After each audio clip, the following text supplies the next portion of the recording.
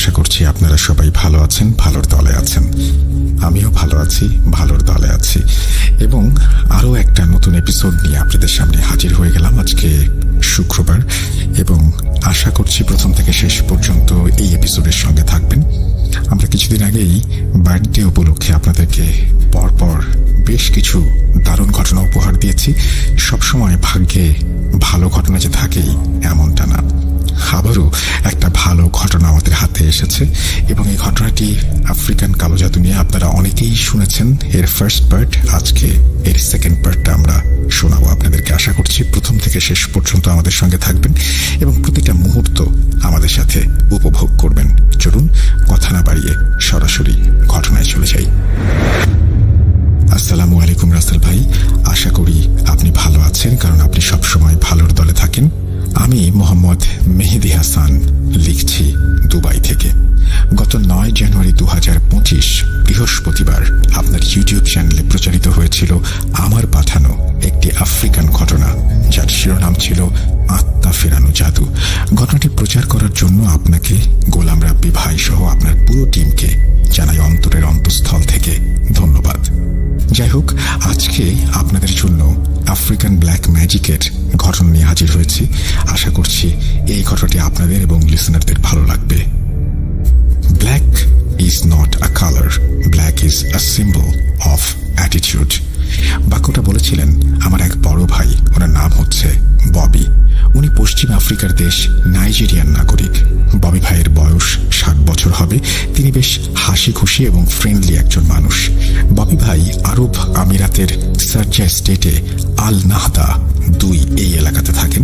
তিনি প্রায় 25 বছরের বেশি সময় ধরে এখানে আছেন। আমি থাকি আল নাহদা 1 অর্থাৎ দুবাই সাইডে। তবে আমাদের দুজনের বাসা খুব কাছাকাছি। দুজনে থাকি দুবাই সার্জা বর্ডারের একেবারে এপারে ওপারে। এখানে তিনি একটি ব্যবসা করেন। ডিসেম্বর মাসের কোনো এক সন্ধ্যায় আমি আর ববি ভাই বসেছিলাম দুবাই আর সার্জা বর্ডারের ধারে একটা নিরিবিলি জায়গায়। সেদিন আবহাওয়াটা ছিল অনুকূলে, মুক্ত বাতাস আর কোলাহল মুক্ত একদম রোমাঞ্চকর পরিবেশে যদি পাশে থাকে প্রিয় বড় ভাই আর সেই সাথে যদি হয় গল্প, সেটা আবার আফ্রিকান ব্ল্যাক ম্যাজিকের, তাহলে কার না শুনতে ভালো লাগে। আমি গল্প শোনার লোভ সামলাতে না পেরে একরকম মুগ্ধ হয়ে ববি ভাইয়ের কাছে নাইজেরিয়ার অজানা রহস্যময় কালো জাদুর ঘটনা শুনছিলাম। ঘটনা শোনার এক পর্যায়ে আমি ববি ভাইকে প্রশ্ন করেছিলাম, আচ্ছা ভাই, এই যে এত কিছু ঘটে, সেগুলো কি আসলেই ঘটে? ববি ভাই মুচকি হেসে বললেন, give me your right hand. আমি আমার ডান হাতটা বাড়িয়ে দিলাম। তারপর তিনি আমার হাত ধরে বললেন, now close your eyes and keep them closed. চোখ বন্ধ করার প্রায় 2 মিনিট পর ববি ভাই বললেন, now open your eyes. আমি চোখ খুললাম। ববি ভাই জিজ্ঞেস করলেন, where is the Sahara Center? এটা কি হলো? আমার সামনে থাকা বিশাল একটা শপিং মল, যেটা দুবাই ও সার্জা বর্ডারে অবস্থিত, ওটা তো আমাদের সামনে ছিল। এখন সেটা কোথায় গেল? আমি খুঁজতে থাকি। আশেপাশে ভালো করে চেয়ে দেখি সব ঠিক আছে, কিন্তু শুধু সাহারা সেন্টার নেই। অবাক কাণ্ড। তাছাড়া কিছুটা ভয় পাচ্ছিলাম। আমি কখনো ভাবতেই পারিনি আমার এরকম একটা অভিজ্ঞতা হবে। ততক্ষণে ববি ভাই বুঝতে পেরেছেন আমি একটু নার্ভাস ফিল করছি। উনি আমার কাঁধে হাত দিয়ে বললেন, রিল্যাক্স। আমি কিছু বলে ওঠার আগে উনি বললেন, এটা হচ্ছে দৃষ্টিভ্রম জাদু। ভয়ের কিছু নেই, চোখ বন্ধ করে আবার তাকাও, তাহলে সব ঠিক হয়ে যাবে। তখন আমার হাত ববি ভাই ধরে রেখেছিলেন। আমি পুনরায় চোখ বন্ধ করে আবার খুললাম। আমি দেখলাম এবার সব ঠিক আছে। এই তো আমার সামনে সাহারা সেন্টার। আমি বেশ অবাক হয়ে যাই। এটা ছিল আমার জীবনের ভিন্ন একটা অভিজ্ঞতা।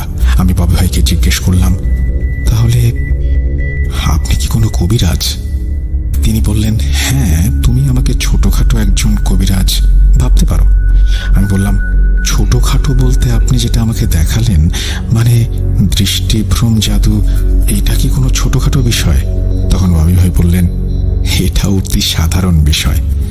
আমি যে জাদুবিদ্যা জানি তার তুলনায় এটি একটা একদম প্রাথমিক জাদু। তুমি হয়তো জানো না, আমাদের আফ্রিকাতে 4 শ্রেণীর কবিরাজ বা তান্ত্রিক আছে। নাইজেরিয়া সহ আফ্রিকার দেশগুলোতে মোট 4 শ্রেণীর কবিরাজ পাওয়া যায়, যেটাকে আফ্রিকান ভাষাতে তিনেল, উমনে, পুনা এবং নোয়া বলে। তিমিল হচ্ছে চতুর্থ শ্রেণীর কবিরাজ, যারা সাধারণত গ্রামগঞ্জে জাদুর খেলা দেখায়, তাছাড়া টুকটাক জাদু জানে আর ছোটখাটো সমস্যার সমাধান তারা করতে পারে।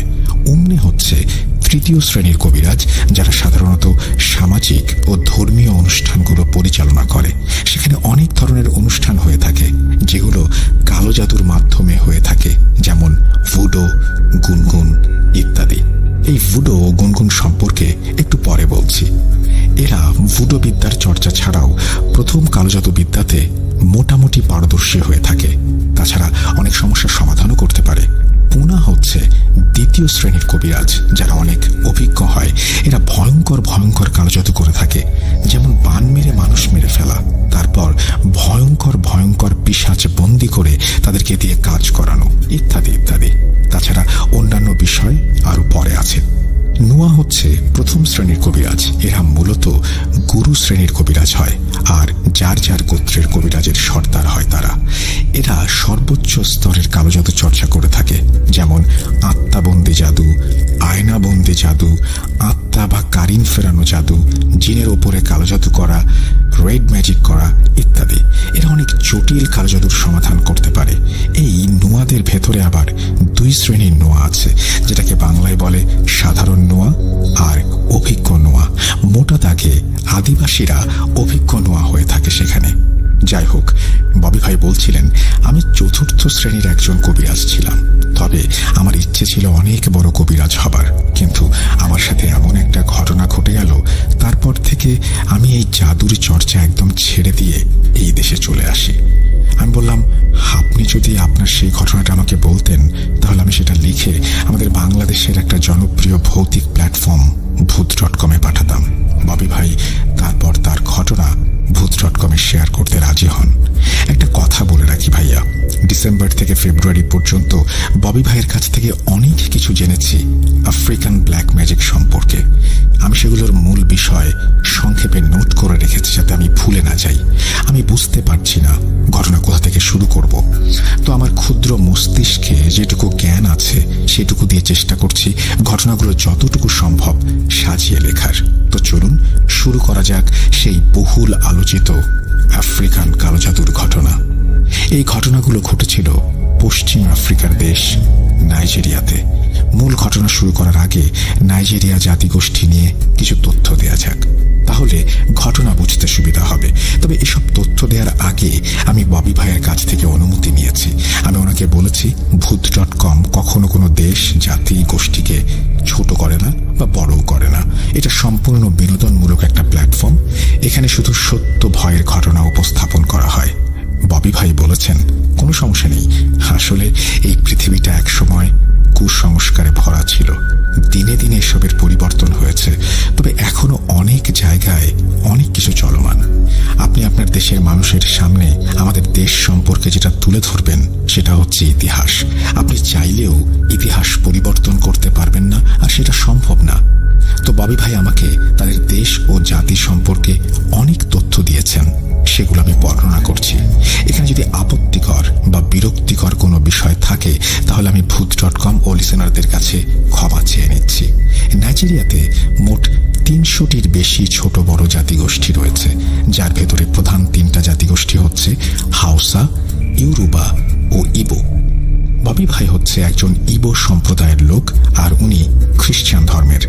তো এই প্রধান 3 জাতিগোষ্ঠীর ভেতরে হাউসা হচ্ছে সবচেয়ে বড়। নাইজেরিয়ার মোট জনসংখ্যার প্রায় 31% হচ্ছে হাউসা। তারপর ইউরুবা, মোট জনসংখ্যার প্রায় 16% হচ্ছে ইউরুবা। তারপর ইবো, মোট জনসংখ্যার প্রায় 15% ইবো। ইউরোবা ও ইবো সংখ্যায় প্রায় সমান। নাইজেরিয়ার এক এক অঞ্চলে এক এক জাতির প্রভাব রয়েছে। নাইজেরিয়ার উত্তর অঞ্চলে হাউসারা সংখ্যাগরিষ্ঠ আর অন্যান্যরা সংখ্যালঘু। পশ্চিম অঞ্চলে ইউরোবা সংখ্যাগরিষ্ঠ আর পূর্ব অঞ্চলে ইবোরা। ববি ভাইয়ের বাড়ি হচ্ছে নাইজেরিয়ার পশ্চিম অঞ্চলে, সেখানে ইউরোবা সংখ্যাগুরু আর ইবোরা সংখ্যালঘু। সঙ্গত কারণে আমি জায়গার নাম বলছি না। এই যে বিভিন্ন জাতি, এদের ভেতরে আবার বিভিন্ন ধর্মের মানুষ রয়েছে। এদের পরস্পরের ভেতরে যেমন দ্বন্দ্ব রয়েছে, নিজেদের ভেতরেও অনেক দ্বন্দ্ব রয়েছে। যেমন ইউরোবাদের ভেতরে মুসলিম, খ্রিস্টান ও অন্যান্য ধর্মের মানুষ আছে। আবার এদের ভেতরে উপজাতি আছে। উপজাতিদের আবার নির্দিষ্ট ধর্ম আছে। তারা আবার আলাদা আলাদা কালচার মেনে চলে। আর এই ইউরোবাদের সাথে উপজাতি ইউরোবাদের দ্বন্দ্ব আছে। তাদের ধর্ম, কর্ম, মতের অনেক বিভেদ রয়েছে। যদি কালো জাদুর কথা বলেন, তবে উপজাতিরা এসব বিষয়ে সবসময় অভিজ্ঞ এবং শ্রেষ্ঠত্ব লাভ করেছে। হাউসা ও ইবোদের ভেতরে ঠিক একই বিষয় লক্ষ্য করা যায়। আপনি হয়তো জানেন, নাইজেরিয়াতে 1967 সালে গৃহযুদ্ধ হয়েছিল। এই গৃহযুদ্ধের প্রধান একটা কারণ হচ্ছে জাতিগত দ্বন্দ্ব। তো নাইজেরিয়াতে যে সমস্ত বিষয়গুলো দেখা যায়, যে অঞ্চলটিতে যে জাতি সংখ্যাগুরু তারা বাকি সংখ্যালঘু জাতিদের উপরে প্রভুত্ব করে। প্রায় অঞ্চলে সংখ্যাগুরুত্ব দ্বারা সংখ্যালঘুরা চরম বৈষম্যের শিকার। বর্তমানে সব দ্বন্দ্বের হার তুলনামূলকভাবে অনেক কমে গেলেও এখনও সেখানে অনেক জায়গায় এই জাতিগত দ্বন্দ্বের দেখা মেলে। এই দেশটিতে প্রচুর কালো জাদুর চর্চা হয়। তাছাড়া নাইজেরিয়ার বিশাল একটা জনগোষ্ঠী ভুডো বা কালো জাদু ধর্মে বিশ্বাসী। ভুডো হচ্ছে তাদের ভাষায় প্রজ্ঞা ও কল্যাণের প্রতীক। তবে এই ধর্মটি কিন্তু অন্যান্য ধর্ম থেকে একদমই আলাদা, কেননা ধর্মের চেয়েও এর সাথে তাদের একান্ত নিজস্ব একটি দর্শন ও আদর্শ জড়িয়ে আছে। এই ধর্মের সবচেয়ে গুরুত্বপূর্ণ দিক হল এটি একই সাথে সর্বেশ্বর এবং একেশ্বরবাদী। ববি ভাই বলছিলেন, প্রতি বছর একটা বিশেষ দিনে এই ভুডুয়ানরা একটা গুনগুন অনুষ্ঠানের আয়োজন করে থাকে। সেদিন একজনকে বিশেষ সাজে সাজানো হয়। এই গুনগুন অনুষ্ঠানে যিনি গুনগুন সেজে থাকেন, তিনি বিভিন্ন রঙের লম্বা লম্বা জামা পরে বাড়ি বাড়ি ঘুরে বেড়ান। তাদের বিশ্বাস, এই দিনে তাদের পূর্বপুরুষদের আত্মা ফিরে আসে। তবে একটা ভয়ঙ্কর বিষয় আছে এখানে। এই গুনগুন যখন বাড়ি বাড়ি ঘুরে বেড়াবে, তখন তার থেকে বেশ দূরত্ব বজায় রাখতে হয়। যদি কেউ ভুল করে এই গুনগুন সাজে সজ্জিত ওই ব্যক্তির কাছে যান, তবে গুনগুন সাজে সজ্জিত ব্যক্তিটি সহ যে ব্যক্তি তার কাছে যাবে, সেই ব্যক্তি অর্থাৎ দুজনের একসাথে মৃত্যু হবে। একবার ববি ভাইয়ের এলাকায় গুনগুন অনুষ্ঠানে দুজন ব্যক্তি একসাথে মারা গেল। একজন নাকি ভুল করে গুনগুনকে স্পর্শ করে ফেলে।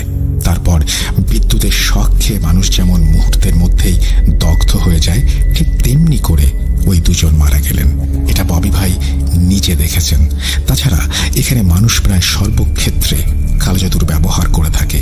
এই যেমন ভালো চাকরির জন্য, ভালোবাসা স্থাপন, সংসারে শান্তির জন্য ইত্যাদি ইত্যাদি। তাছাড়া খারাপ দিক তো আছেই।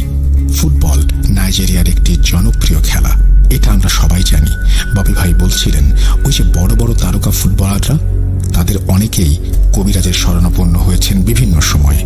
রোমান, ক্যাথলিক, খ্রিস্টান ও প্র্যাকটিসিং মুসলিম ব্যতীত মোটামুটি সবাই প্রত্যক্ষ পরোক্ষভাবে কালো জাদুর চর্চা করে থাকেন অথবা শরণাপন্ন হয়ে থাকেন।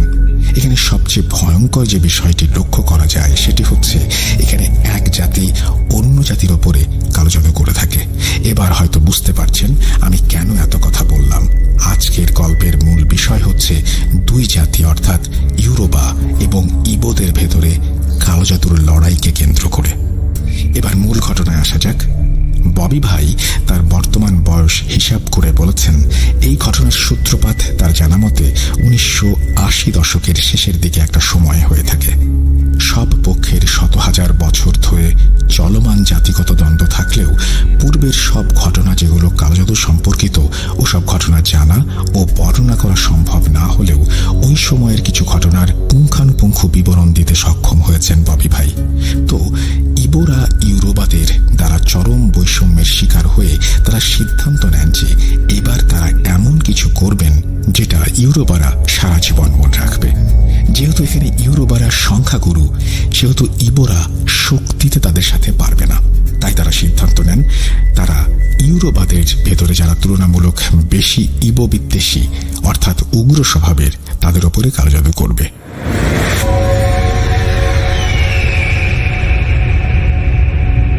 ঘটনা বোঝার সুবিধার্থে আমি এখানে ছদ্মনাম ব্যবহার করছি। ধরুন কেভিন, সে হচ্ছে ববি ভাইয়ের ইবো গোত্রের একজন প্রধান কবিরাজ বা কবিরাজ সর্দার।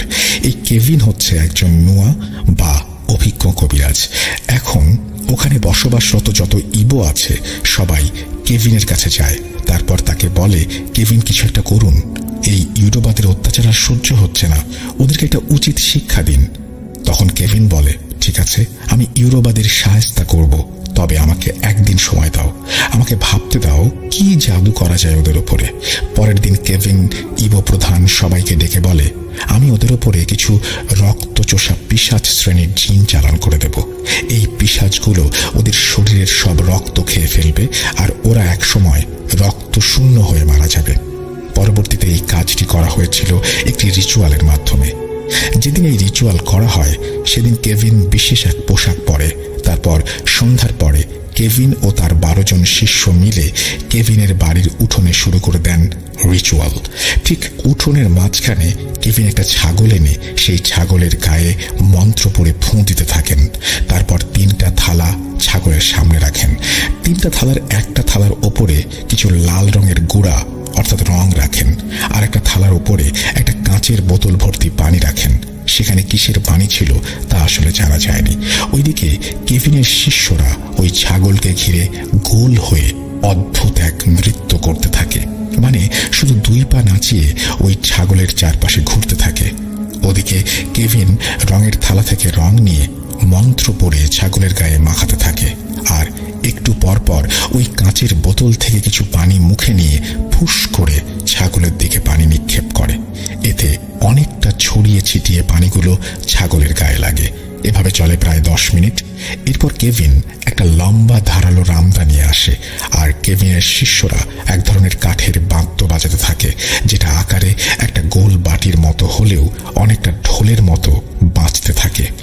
তারা তখন বাদ্য বাজিয়ে ছাগলটির চারপাশে গোল করে নৃত্য করছে আর সুর করে একটা শব্দ বারবার বলছে। এর অর্থ হচ্ছে হেসো হেসো। এদিকে কেভিন রামদা হাতে নিয়ে ছাগলের সামনে বিভিন্ন অঙ্গভঙ্গি করতে থাকে। কি ভাবছেন? কেভিন এক্ষুনি এই ছাগলটাকে বলি দেবে আর এই বলির মাধ্যমে কোনো একটা জিন চালান করে দেবে তাদের প্রতিপক্ষের ওপর? আমিও এটাই ভেবেছিলাম, কিন্তু আসলে সেটা হয়নি। বাবু ভাই বলছিলেন এই যে রিচুয়াল, এর মাধ্যমে একজন শক্তিশালী পিশাচকে বন্দী করা হবে। ওই পিশাচটা এই ছাগলের শরীরে প্রবেশ করতে বাধ্য হবে, তারপর বলি দেয়া হবে ওই ছাগলের ভেতরে থাকা পিশাচকে। যাই হোক, তারা ওভাবে বাদ্য বাজিয়ে নেচে নেচে বলছে সেই একই কথা, এসো এসো এসো, অর্থাৎ ওই পিশাচটাকে ডাকছে। এভাবে চলতে থাকে বেশ কিছুক্ষণ। একটা সময় ছাগলটা ওখানে দাঁড়িয়ে হুঙ্কার দিতে থাকে। একটা ছাগল কি ধরনের শব্দ ব্যবহার করতে পারে, কিভাবে ডাকতে পারে, সেটা সকলের জানা আছে, কিন্তু ওই ছাগলটা তখন যে ধরনের শব্দ ব্যবহার করছে তাতে মনে হচ্ছে এটা কোনো ভয়ঙ্কর জন্তু হবে। তার অমন হুঙ্কার শুনে উপস্থিত সবাই বুঝতে পারে এখন এই ছাগলের ভেতরের পিশাচ বন্দী হয়েছে। তখন তারা আনন্দে উল্লাস করতে থাকে। একটু খেয়াল করুন, পিশাচ বন্দী হয়েছে দেখে তারা উল্লাস করছে। আর এই ঘটনা যদি আমাদের দেশে কোথাও হতো আর আমরা যদি সেটা বুঝতে পারতাম আমাদের সামনে থাকা ছাগলের ভেতরে একটা ভয়ঙ্কর পিশাচ আছে, তখন আমাদের কি অবস্থা হতো? তাহলে বোঝা যায় এই সব বিষয় তাদের কাছে ডাল ভাতের মতো। আসলেই ভয়ঙ্কর ব্যাপার। যাই হোক, ছাগলের ভেতরে থাকা পিশাচটা হুঙ্কার দিতে থাকে, কিন্তু মজার বিষয় হচ্ছে ছাগলটা রাগে গর্জন করলেও ওই জায়গা থেকে নড়াচড়া করছে না। এটা দেখে মনে হচ্ছে অদৃশ্য কিছু তাকে শক্ত করে ধরে রেখেছে, যার ফলে সে কোনো রকম নড়াচড়া করতে পারছে না, শুধু এদিক ওদিক চেয়ে দেখছে। আমি বমি ভাইকে জিজ্ঞেস করলাম, এই যে ছাগলের চারপাশ দিয়ে একসাথে এত মানুষ নাচানাচি করছে, বাদ্য বাজাচ্ছে, তার আগে তারা শরীরে রং মাখালো, বোতল থেকে পানি মুখে নিয়ে তার দিকে নিক্ষেপ করলো, এত কিছু হলো সেখানে, আর ছাগলটা ওখানে দাঁড়িয়ে থাকলো। সে পালাতে পারুক আর না পারুক, অন্তত ছোটাছুটি তো করবে। তখন বাবি ভাই হেসে আমাকে বললেন, ছোট ভাই, এটাই তো কালো জাদু। ওই ছাগলকে সম্পূর্ণ বশ করে রাখা হয়েছিল। যাই হোক, একসময় কেভিন এক কোপে ছাগলের ঘাড় থেকে মাথা আলাদা করে ফেলে। যখনই কোপ মেরেছে তখন ওই ছাগলটা এত জোরে আর্তনাদ করে উঠেছে, সেই আর্তনাদে পুরো বাড়িটা কেঁপে ওঠে। ওই আর্তনাদ মূলত ছাগলের ভেতরে থাকা পিশাচটার। কেভিন ছাগলের কাটা মাথাটা ওই খালি পড়ে থাকা তৃতীয় থালার ওপর রেখে দেয়। ওদিকে ছাগলটা বলি দেওয়ার সাথে সাথে কেভিনের একজন শিষ্য একটা মাটির পাত্র এনে ছাগলের রক্তগুলো ওই মাটির পাত্রে সংগ্রহ করে। তারপর কাঁটা মাথা ও পাত্র ভর্তি রক্ত নিয়ে কেভিন চলে যায় তার ছোট ঘরে। বলে রাখা ভালো, আফ্রিকান কবিরাজদের আলাদা ঘর থাকে, সেখানে তারা তাদের কবিরাজি কর্মকাণ্ড করে থাকে। যাই হোক, পরবর্তীতে জানা যায় ইবোরা যখন কেভিনের কাছে বলে ইউরোবাদের উপরে কালো জাদু করতে হবে, কার কার উপরে কালো জাদু করতে হবে সবার নাম নিয়ে কেভিন গত রাতে একজন শক্তিশালী পিশাচ জিনের সাথে কথা বলে। এটা ছিল চুক্তি জাদু। চুক্তি জাদু হচ্ছে জিনের সাথে চুক্তি করে কাজ করানো। প্রথমে কবিরাজ সিদ্ধান্ত নেন কি জাদু করতে চান, তারপর কবিরাজ কাজের ধরন অনুযায়ী সেই জিনকে আহ্বান জানান। যেমন ধরেন, কোনো জিন মানুষের রক্ত খেয়ে ফেলতে পারে, কোনো জিন মানুষকে পাগল বানিয়ে রাখতে পারে, ইত্যাদি ইত্যাদি। কেভিন সিদ্ধান্ত নেন সে উগ্র ইউরোবাদের রক্ত শূন্য করে মারবে, যাতে বিষয়টা সহজে কেউ বুঝতে না পারে। তার ভাবনা অনুযায়ী সে গতরাতে একজন পিশাচকে আহ্বান করে যে কিনা মানুষের শরীর থেকে রক্ত চুষে খেয়ে ফেলতে পারে। কেভিনের আহ্বানে ওইরকম একটা পিশাচ কেভিনের ডাকে সাড়া দিয়ে তার কাছে আসে। তখন কেভিন ওই জিনকে বলে, আমার একটা কাজ করে দিতে হবে। জিন জিজ্ঞাসা করে, কি কাজ? তখন কেভিন বলে, তোমাকে যাদের নাম বলবো তুমি তাদের রক্ত খেয়ে ফেলবে। এই কাজের জন্য তুমি আমার কাছে কি চাও? তখন জিন বলে, আমি মানুষের রক্ত খেতে পছন্দ করি, এটা ঠিক, তবে এই কাজ করতে হলে তোমাকে দুটো কাজ করতে হবে। কেভিন জিজ্ঞেস করে, কি কি কাজ করতে হবে? তখন ওই জিন বলে, তুমি যেমন তোমাদের শত্রুদের মেরে ফেলতে চাইছো, ঠিক আমিও আমার একজন শত্রুকে হত্যা করতে চাই তোমার মাধ্যমে। একটা কথা, মানুষের ভেতরে যেমন শত্রুতা থাকে, জিনদের ভেতরেও তেমন শত্রুতা আছে। যাই হোক, কেভিন বলে, তোমার প্রথম কাজ আমি করে দেব, মেরে দেব তোমার শত্রুকে, তুমি যাকে মারতে চাও। দ্বিতীয় কাজ কি সেটা বলো? তখন জিন বলে, আমি আমার শত্রুর তাজা রক্ত পান করতে চাই আর তার মাথাটা চিবিয়ে খেতে চাই। কেভিন বলে, ঠিক আছে, তাই হবে। ওই যে ছাগলের ভেতরে থাকে একটা পিশাচ বন্দি করে তাকে বলি দেওয়া হলো, ওই বলি হওয়া জিনটা ছিল কেভিনের সাথে চুক্তি করা জিনের শত্রু। তো এভাবেই ইবোদের কবিরাজ সর্দার একটা জিনের সাথে চুক্তি করে ইউরোবাদের ওপরে কালো জাদু করল। পরবর্তীতে নাকি এই জাদুর প্রভাবে ইউরোবাদের অনেকে রক্ত শূন্যতায় ভুগে মারা যায়। কি ভাবছেন, ইউরোবারা কিছু বুঝতে পারেনি? ইবোরা তাদের ওপরে কালো জাদু করেছে এটা ইউরোবারা জেনে যায়, তারপর তারা ইবোদের ওপরে কালো জাদু করে। একটা কথা বলে রাখা ভালো, জাদুবিদ্যায় কেউ কারো থেকে কম না। হাউসা, ইবো, ইউরোবা এই তিন জাতিদের কাছে রয়েছে কালো জাদুর বই। যাই হোক, প্রতিশোধ হিসেবে ইউরোবা ইবোদের ওপরে ভয়ঙ্কর এক কালো জাদু করে। এই জাদুকে বলে আত্মঘাতী কালো জাদু, অর্থাৎ এই জাদু যার উপরে প্রয়োগ করা হবে সে নিজে আত্মহত্যা করে মারা যাবে। সেবার ইউরোবাদের এই জাদুর ফলে নাকি 10 জনের বেশি ইবোরা আত্মহত্যা করেছিল। একসাথে এত মানুষ আত্মহত্যা করছে, এটা কোনো স্বাভাবিক বিষয় ছিল কি? ইবোরা বুঝতে পারে আসলে ঘটনা কি ঘটছে। আমি দুঃখিত, এই জাদু করার নিয়মটা আমি জানতে পারিনি, যেটা আমাকে ববি ভাই বলতে পারেননি। তবে এই জাদু কাটানোর যে প্রক্রিয়া ছিল সেটা ববি ভাই আমাকে বলেছেন। যখন ইবোরা ইউরোবাদের দ্বারা কালো জাদুতে আক্রান্ত হয়ে নিজে নিজের প্রাণ নিতে থাকে, তখন কেভিন বুঝতে পারে তাদের গোত্রের ওপরে ইউরোবারা ওইসব ভয়ঙ্কর জিন চালান করে দিয়েছে, যারা মানুষকে নিয়ন্ত্রণে রেখে আত্মহত্যা করতে বাধ্য করছে। এখন এটার একটা সমাধান দরকার। কি সেই সমাধান আর সেটা কিভাবে করা হলো এখন বর্ণনা করছি।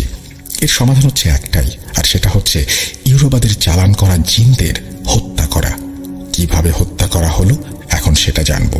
যেদিন ওই জিনদের কেভিন হত্যা করলো, সেদিন কেভিন আর তার 12 সদস্যের শিষ্যরা সন্ধ্যায় একটা যজ্ঞ করে। যজ্ঞটা করেছিল যেভাবে, কেভিন অনেকগুলো কাঠের পুতুল নিয়ে আসে, আর তার সংখ্যা প্রায় 20টা হবে। তারপরে একটা পুতুলকে উঠোনের মাঝে রেখে ওই পুতুলকে কেন্দ্র করে বাকি পুতুলগুলোকে ওই কেন্দ্রীয় পুতুলের চারপাশে গোল বৃত্ত করে সাজায়। ওদিকে কেভিনের শিষ্যরা এক ধরনের ফুলের পাপড়ি ছিঁড়ে একটু একটু করে প্রত্যেকটা পুতুলের মাথার ওপর রাখে। বাকি পুতুলদের তুলনায় কেন্দ্রীয় পুতুলের মাথায় ফুলের পাপড়ি একটু বেশি রাখে। তারপর কেভিন উপস্থিত সবাইকে বলে, এখন যার যার ঘরে ফিরে যাও, কাল সব ঠিক হয়ে যাবে, আর কেউ আত্মহত্যা করবে না। এই বলে কেভিন তার ছোট ঘরে চলে যায় তার শিষ্যদের নিয়ে। যাই হোক, কেভিন শিশুদের নিয়ে চলে যায় সেই রিচুয়ালের ঘরে, বাকি অংশ শুরু করে এবং পুতুলগুলো ওভাবে উঠোনে পড়ে থাকে। আমি ববি ভাইকে জিজ্ঞাসা করলাম, কেভিন ওই ঘরে গিয়ে কি করলো? ববি ভাই বললেন, ওখানে বসে বসে সে তার তন্ত্রমন্ত্র পড়ে কিছু ভয়ঙ্কর জিনকে আহ্বান করল। সেদিন গভীর রাতে নাকি অনেকগুলো আলো এসে এক এক করে উঠোনে থাকা ওই পুতুলদের ভেতরে প্রবেশ করে। তারপর সেগুলো মানুষের মতো করে চলতে শুরু করে এবং একসময় হাওয়ায় মিলিয়ে যায়। এই দৃশ্য নাকি ববি ভাইয়ের একজন প্রতিবেশী দেখেছিলেন, যেটা তিনি পরবর্তীতে সবাইকে জানিয়েছেন। ওই জিনগুলো কি জিন ছিল আর তারা কিভাবে ইউরোবাদের চালান করা আত্মহত্যা প্রতিরোধ করল বা বাধা দিল, জিনদের হত্যা করল, এই বিষয়ে বেশি কিছু জানাতে পারেননি ববি ভাই। তবে এই রিচুয়ালের মাধ্যমে ইউরোবাদের কালো জাদু নষ্ট করতে সক্ষম হয় ইবো কবিরাজদের সর্দার কেভিন। এরপরেও অনেকবার দুই জাতির ভেতরে কালো জাদুর লড়াই চলেছে। দুই পক্ষ দুই পক্ষের ওপরে ভয়ঙ্কর জাদু করেছে, যার অনেক কিছু ববি ভাই আমাকে বললেও সঙ্গত কারণে আমি সেগুলো এড়িয়ে যাচ্ছি। তবে দুই জাতির ভেতরে চলমান কালো জাদুর লড়াইয়ে সবচেয়ে ভয়ঙ্কর জাদু কি ছিল, সেটা কিভাবে করা হলো এবং তার সমাধান কিভাবে এলো, সেটা আমি বর্ণনা করব। বর্ণনা করার আগে কিছু কথা বলে নিতে চাই। সেখানে প্রত্যেকটা জাতির ভেতরে অনেক ধরনের কুসংস্কার রয়েছে। যেমন ইউরোবাদের ভেতরে একটা প্রথা আছে, সেটা হচ্ছে নিজের ইচ্ছাতে বলিদান, অর্থাৎ যিনি বলি হবেন তিনি সম্পূর্ণ নিজের ইচ্ছাতে বলি হবেন। ধরেন, যুদ্ধ চলাকালীন সময়ে অনেক দেশের স্বার্থে, দেশের মানুষের স্বার্থে আত্মঘাতী কাজ করেন কেউ। বিষয়টা অনেকটা সেরকম। ইউরোবা নিজেদের জাতি ও গোত্রের স্বার্থে স্বেচ্ছায় নিজের জীবন উৎসর্গ করে থাকেন। তারপর ইবোদের ভেতরে একটা প্রথা রয়েছে, যেমন যমজ বাচ্চা বলি। ধরুন কারো যমজ বাচ্চা রয়েছে, ওই বাবা মা স্বেচ্ছায় তাদের সন্তানকে বলি দিতেন। ওই সন্তানের পিতা মাতার বিশ্বাস তারা অনেক ভাগ্যবান ও ভাগ্যবতী বলে সৃষ্টিকর্তা তাদেরকে জোড়া বাচ্চা উপহার দিয়েছেন। এখন তাদের উচিত এই জোড়া বাচ্চা সৃষ্টিকর্তার নামে উৎসর্গ করা। তারপর হাউসাদের ভেতরে একটা প্রথা রয়েছে, বিশেষ একটা সময়ে একজন নববধূকে বলি দেয়া। প্রথমে কোনো একটা মেয়েকে বলির জন্য নির্বাচন করা হয়, তারপর তাদের ভেতরে একজনের সাথে তাকে বিয়ে দিয়ে সেই বধূকে বলি দেয়া হয়। এগুলো সবকিছু ছিল কালো জাদুর অন্তর্ভুক্ত। এক সময় সেখানে ব্রিটিশদের পদার্পণ হয়। তখন ব্রিটিশ শাসন আমলে এসব প্রথার ঘোর বিরোধিতা শুরু করে ব্রিটিশরা। তারপর সেটা মোটা দাগে বন্ধ করতে সক্ষম হলেও এখনো অনেক জায়গায় অতি গোপনে এই সব কর্মকাণ্ড চলে বলে জানিয়েছেন ববি ভাই। যাই হোক, ববি ভাই বলছেন, ইবো এবং ইউরোবাদের ভেতরে অনেকবার কালো জাদুর লড়াই চলেছে, যেটা এখনো অর্থাৎ এই 2025 সালে এসেও চলমান। আর ভেতরে ইউরোবারা আমাদের ইবোদের ওপরে এমন এক ভয়ঙ্কর কালো জাদু করে বসল, যেটার ফলে অনেক ইবো মারা গেল আর ওই জাদু কাটাতে অনেক বেগ পেতে হয়েছিল। একদিন সকালবেলা হঠাৎ করে কেভিনের রক্ত বমি শুরু হয়। খবর পেয়ে সবাই কেভিনের কাছে ছুটে গেলাম আমরা। যে দেখি ঘর থেকে শুরু করে পুরো উঠোন জুড়ে শুধু রক্ত আর রক্ত। অবাক করা বিষয় হচ্ছে, কেভিন এভাবে বমি করছে আর তার বমির সাথে শুধু তাজা রক্ত বের হচ্ছে, কিন্তু কেউ তাকে ধরছে না। তাকে ধরে হাসপাতালে নেবে সেটা না করে সবাই দাঁড়িয়ে দাঁড়িয়ে তামাশা দেখছে। আমরা কেভিনকে ধরার জন্য এগিয়ে গেলে কেভিন আমাদেরকে বলে, আমার থেকে দূরে থাকো, আমাকে তোমরা বাঁচাতে পারবে না, আমি এক্ষুনি মারা যাব। তার এমন কথা শুনে আমরা বেশ অবাক হই, সে সাথে মর্মাহত হই। আমরা কেভিনকে জিজ্ঞেস করি, এসব কি করে হলো? তখন কেভিন বলে, ইউরোবরা করেছে, এবার আমরা কেউ বাঁচতে পারবো না। যাই হোক, কেভিন নিষেধ করা সত্ত্বেও আমরা এক প্রকার জোরপূর্বক তাকে ধরাধরি করে হাসপাতালে নেয়ার জন্য রওনা হলে হাসপাতালে নেয়ার আগে সে মারা যায়। সেদিন আমাদের পুরো ইবো গোত্রে এক শোকের ছায়া নেমে আসে, কেননা কেভিন ছিল ইবো কবিরাজ সর্দার। কেভিনের লাশ তার ধর্ম অনুযায়ী দাফন করা হয়। কেভিন মারা যাওয়ার 2 দিন পরে আমাদের ইবো গোত্রের 3 জন যুবক একইভাবে রক্তবমি করতে করতে মারা যায়। মৃত্যুর আগে তারা শুধু এটা বলতে চেয়েছিল তারা নাকি গত রাতে স্বপ্নের ভেতরে কিছু খেয়েছে। অবাক করা বিষয় হলো তারা তিনজন একই স্বপ্ন দেখেছে। তাদের দেখা স্বপ্নটা ছিল এমন, তারা তিনজন একসাথে কোনো একটা ভোজনে গিয়েছে, সেখানে পেট ভরে মাংস খেয়েছে। তারপর তাদের ঘুম ভেঙে যায় পেটের যন্ত্রণায়। মূলত স্বপ্নে মাংস খাওয়ার পর থেকে শুরু হয় পেটে ব্যথা। তারপর ব্যথা ক্রমে বাড়তে থাকে। একসময় সেটা তীব্র থেকে তীব্রতর হয়, আর এক পর্যায়ে শুরু হয় রক্তবমি। তো এভাবে কেভিন সহ 4 জন মারা যাওয়ার পরে ইবোদের ভেতরে আতঙ্ক ছড়িয়ে পড়ে। তারা বুঝতে পারে এবার ইউরোবারা তাদের ওপরে ভয়ঙ্কর কালো জাদু করেছে। তখন ইবোরা মরিয়া হয়ে ওঠে এই কালো জাদু থেকে বাঁচার জন্য। তারা ছুটে যায় বড় বড় ইবো তান্ত্রিক কবিরাজের কাছে। ওই 3 জন ইবো যুবক মারা যাওয়ার পরের দিন ইবোরা পাশের এলাকা থেকে একজন নামকরা ইবো কবিরাজকে নিয়ে আসে ববি ভাইদের এলাকায়। এই কবিরাজ ছিল একজন গুরু শ্রেণীর এবং অনেক অভিজ্ঞ একজন কবিরাজ। ঘটনা বোঝার স্বার্থে আমি এই কবিরাজের একটা ছদ্মনাম ব্যবহার করছি। ধরুন ওই কবিরাজের নাম হেনরি। তো এই হেনরি কবিরাজকে নিয়ে আসার পরে তাকে সবকিছু খুলে বলা হয়। কেভিন সহ কিভাবে 4 জন ব্যক্তি মারা গেল জানানো হয়। সবকিছু শুনে হেনরি বলে, আচ্ছা, আমি আগে দেখি ইউরোবারা তোমাদের ওপরে কোন ধরনের কালো জাদু করেছে। তারপর হেনরি ওই সময়ে একটা আসন পেতে বসেন। তারপর চোখ বন্ধ করে বিড়বিড় করে কিছু একটা পড়তে থাকেন। একটা সময় মনে হলো হেনরি একদম ঘুমিয়ে গেছেন ওই বসা অবস্থায়। যাই হোক, কিছুক্ষণ পরে হেনরি তার চোখ খোলেন। তারপর তিনি আসন থেকে উঠে দাঁড়ান। হেনরি বলেন, তোমাদের উপরে ভয়ঙ্কর প্রতিশোধ নিতে ইউরোবারা একজন অভিজ্ঞ ইউরোবা আদিবাসী কবিরাজ সর্দারকে নিয়ে আসে তোমাদের পুরো গোত্রকে কালো জাদু করে শেষ করে দেবার জন্য। ওই ইউরোবা কবিরাজ ছিল একজন অতি অভিজ্ঞ নোয়া। তখন ওই আদিবাসী ইউরোবা কবিরাজ সর্দার ওখানকার ইউরোবাদের বলেন, কিছুদিন পরে সূর্যগ্রহণ হবে। ওই সূর্যগ্রহণের সময় তোমাদের ভেতর থেকে একজন স্বেচ্ছায় যদি বলি হতে রাজি হয়, তবে এই বলির মাধ্যমে ইবোদের ওপরে ভয়ঙ্কর কালো জাদু করতে পারবো, যে জাদু কাটানোর ক্ষমতা ইবোদের নেই। তারপর ইউরোবাদের ভেতরে একজন রাজি হয় স্বেচ্ছায় বলি হতে। এভাবে সূর্যগ্রহণের দিন ইউরোবা কবিরাজ একজনকে বলি দিয়ে তোমাদের ওপরে ভয়ঙ্কর কালো জাদু করেছে। ওরা ওই দিন একটা রিচুয়াল করেছিল, যে রিচুয়ালের মাধ্যমে ভয়ঙ্কর 3টা শক্তিশালী জাদুকর জিনকে তোমাদের ওপরে চালান করে দেয়। ইউরোবাদের চালান করা ওই জিন 3টা আদমা জাদুবিদ্যা জানে। এই আদমা জাদুবিদ্যা হচ্ছে এমন বিদ্যা যে কিনা চাইলে কিছু সময়ের জন্য তার শরীর একদম অস্তিত্বহীন করে ফেলতে পারে। মানে এই জাদুর প্রভাবে কোনো জিনও তাদেরকে খুঁজে পাবে না। যেমন বাতাসেরও একটা অস্তিত্ব আছে, কিন্তু সেটা অনুভব করা যায়, দেখা যায় না।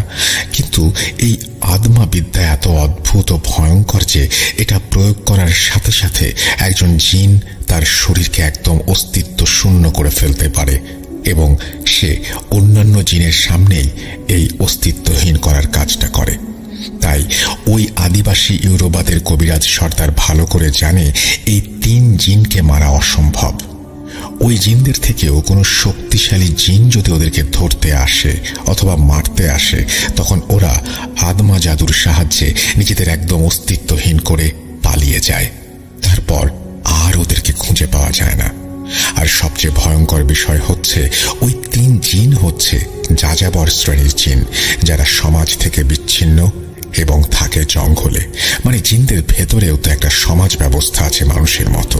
তো এই জিনগুলো হচ্ছে সমাজযুক্ত। কি আদামা এবং আদামা জাদুর রহস্য আসলে কি, এখন সেটা বলছি। আনুমানিক 1700 শতাব্দীতে পশ্চিম আফ্রিকার কোনো একটা দেশে জন্ম হয়েছিল এই আদমার।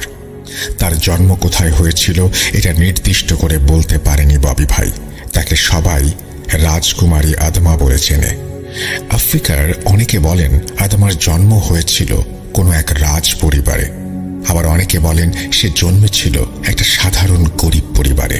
তবে আদমা ছিল একজন বুদ্ধিমতী এবং একজন আফ্রিকান সুন্দরী তরুণী। আদমা সব সময় সামাজিক কল্যাণমূলক কাজের সাথে যুক্ত থাকত। বিশেষ করে নারীদের অধিকার নিয়ে সে কাজ করত। এতে করে তার অনেক শত্রু হয়ে যায়। তার এই শত্রুদের হাত থেকে নিজে বাঁচার জন্য ও শত্রুদের শিক্ষা দেওয়ার জন্য আদমা এক সময় ভয়ঙ্কর ভয়ঙ্কর কালো জাদুর চর্চা শুরু করে। সে কিভাবে এই জাদুবিদ্যা আয়ত্ত করেছে এ বিষয়ে জানা যায়নি, তবে সে জাদুবিদ্যায় অনেক পারদর্শী ছিল। বিশেষ করে সমস্ত দৃশ্য এবং অদৃশ্য শক্তির সামনে নিজেকে অস্তিত্বহীন করা জাদুতে সে পারদর্শী ছিল।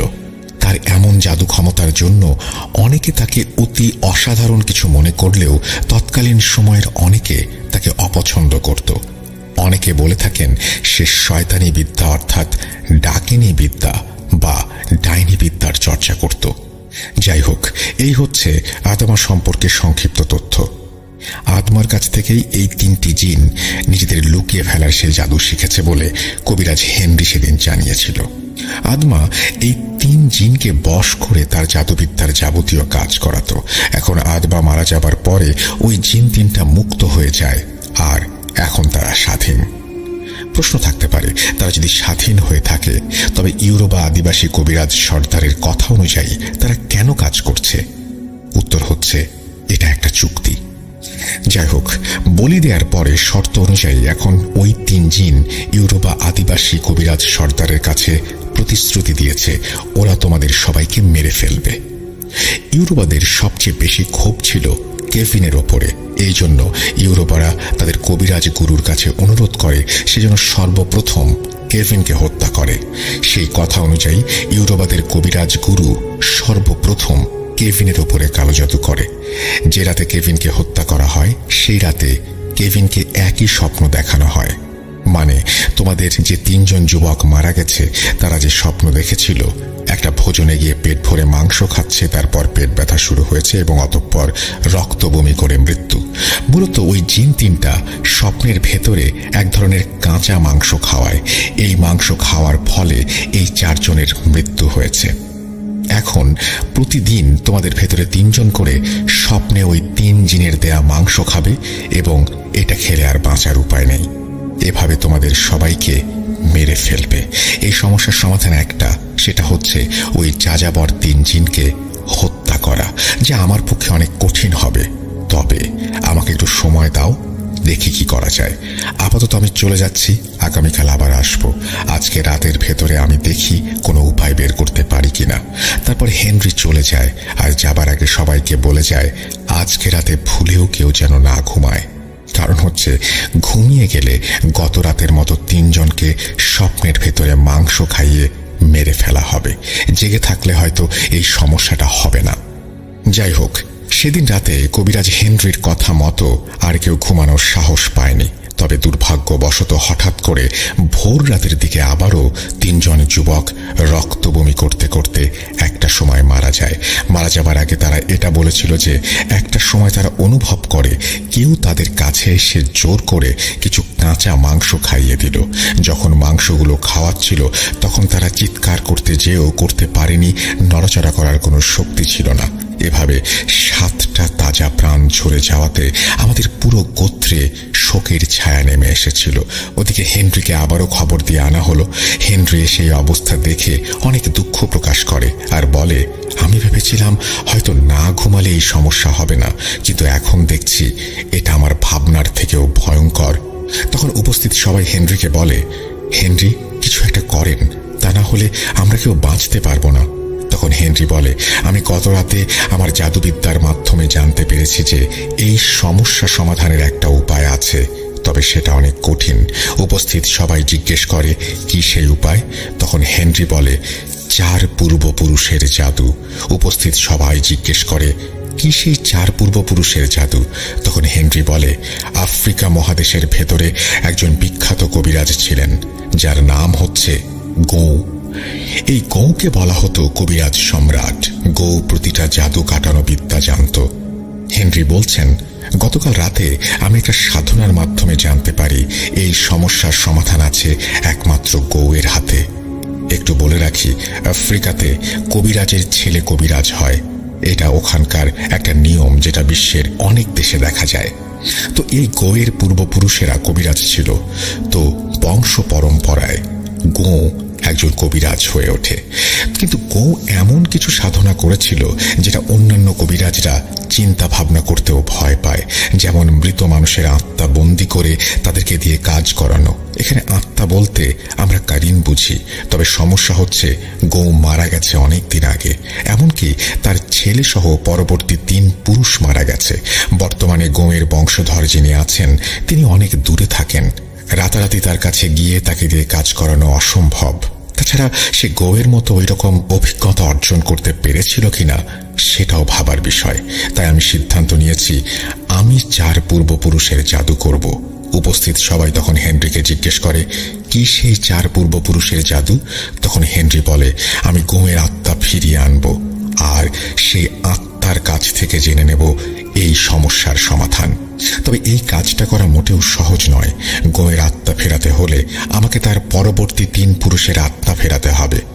মানে গোয়ের আত্মা ফেরাতে হলে প্রথমে গোয়ের নাতির ছেলের আত্মা ফেরাতে হবে, তারপর গোয়ের নাতির ছেলের আত্মার ওপর ভর করে গোয়ের নাতির আত্মা ফেরাতে হবে, সেই আত্মার উপরে ভর করে গোয়ের ছেলের আত্মা ফিরবে, তারপর সেই আত্মার উপরে ভর করে গোয়ের আত্মা ফিরবে। এটাকে বলে ম্যাজিক অফ 4 অ্যানসেস্টার্স, অর্থাৎ 4 পূর্বপুরুষের জাদু। এই 4 পূর্বপুরুষের জাদু কিভাবে করা হয়েছিল আর আত্মা কিভাবে ফিরেছিল সেটা বর্ণনা করার আগে আমি কিছু কথা বলতে চাই, কেননা এই বিষয় নিয়ে তর্ক হতে পারে। আমি চাই না আমার জন্য ভূত.com এইরকম কোনো পরিস্থিতিতে পড়ুক। তাই এরকম কিছু যাতে না ঘটে সেই বিষয়ে সতর্ক থাকা আমার দায়িত্ব। দেখুন, আমরা মুসলিম, তাছাড়া এই শো যারা শোনেন তার সিংহভাগ মুসলিম। আমরা বিশ্বাস করি মানুষ মারা গেলে তার রূহ বা আত্মা বারজাকের জীবনে চলে যায়, সেখান থেকে আত্মা ফিরে আসার কোনো সুযোগ নেই। আর আমরা এটাও জানি যে আমাদের সকলের সাথে একটা করে কারিন জিন থাকে। এই কারিন জিন আমাদের সকলের জন্মের সাথে আমাদের সাথে যুক্ত হয়ে যায়। আমাদের মৃত্যু হলেও এই কারিন জিন কিন্তু বেঁচে থাকে। কতদিন বেঁচে থাকে এই বিষয়ে আমি আসলে জানি না, তবে সে বেঁচে থাকে। আমরা অনেক ঘটনার মাধ্যমে জেনেছি যে কারিন জিন হাজির করা হয়েছে বা অনেকে এই কারিনের সাহায্যে কাজ করেছেন। মূল বিষয় হচ্ছে নির্দিষ্ট কিছু প্রক্রিয়ার মাধ্যমে কারিন জিন হাজির করা যায় আর এই কারিন জিনকে দিয়ে কাজ করানো যায়। আমরা যেটাকে কারিন জিন হিসেবে জানি, আফ্রিকানরা অথবা অন্যান্য অনেক দেশের মানুষ সেটাকে স্পিরিট বলে। আমি ববি ভাইকে দেখেছি, উনি যখন কিছু খান বা পান করেন, ধরুন উনি একটা সফট ড্রিঙ্ক নিলেন, সেটা খুলে ছোট ছোট করে 4 ফোঁটা ড্রিঙ্ক মাটিতে ফেলে তারপর তিনি সেটা পান করবেন। এর কারণ আমি জানতে চাইলে উনি আমাকে বলেছেন যে উনি বিশ্বাস করেন ওনার 4 পূর্বপুরুষেরা এখনো এই দুনিয়াতে আছে, যারা প্রতিনিয়ত ওনাদের চারপাশে থাকে। যাই হোক, এখন এই ঘটনার মূল পর্ব 4 পূর্বপুরুষের জাদু সেটা বর্ণনা করছি। সেদিন হেনরি কিছু সময়ের জন্য চলে যায়, তারপর সে আরো 5 জন অভিজ্ঞ কবিরাজকে সাথে করে ফিরে আসে। সেই সাথে কিছু জিনিস নিয়ে আসে। তার ভেতর ছিল 4টি কবুতর, কিছু পাখির পালক, 4টা মানুষের খুলি, কিছু রং, মোমবাতি ইত্যাদি। হেনরি বলেছেন, সূর্য যখন একদম মাথার ওপরে থাকবে, অর্থাৎ ভর দুপুর, ঠিক তখন আমি আমার সহকর্মী এই 5 বন্ধু আমাদের রিচুয়াল শুরু করব। আমাকে একটা ফাঁকা জায়গা দিতে হবে, সেখানে আমরা ছাড়া আর কেউ যেন না আসতে পারে সেই বিষয়ে আপনাদের খেয়াল রাখতে হবে। ববি বলছেন, হেনরির কথা মতো তাকে কেভিনের বাড়িটা ছেড়ে দেয়া হয় আর আমরা দূর থেকে হেনরির কর্মকাণ্ড লক্ষ্য করছি। তো সূর্য যখন একদম মাথার ওপরে, তখন হেনরি কবুতর 4টাকে জবাই করে প্রত্যেকটা কবুতরের রক্ত আলাদা আলাদা করে রাখে। তারপর হেনরি সেই 4টা মানুষের খুলি বের করে, এক একটা খুলির ওপরে একটি করে কবুতরের রক্ত ঢেলে দেয়। রোদের তাপে কিছুক্ষণ পরে খুলিগুলোর রক্ত শুকিয়ে যায়।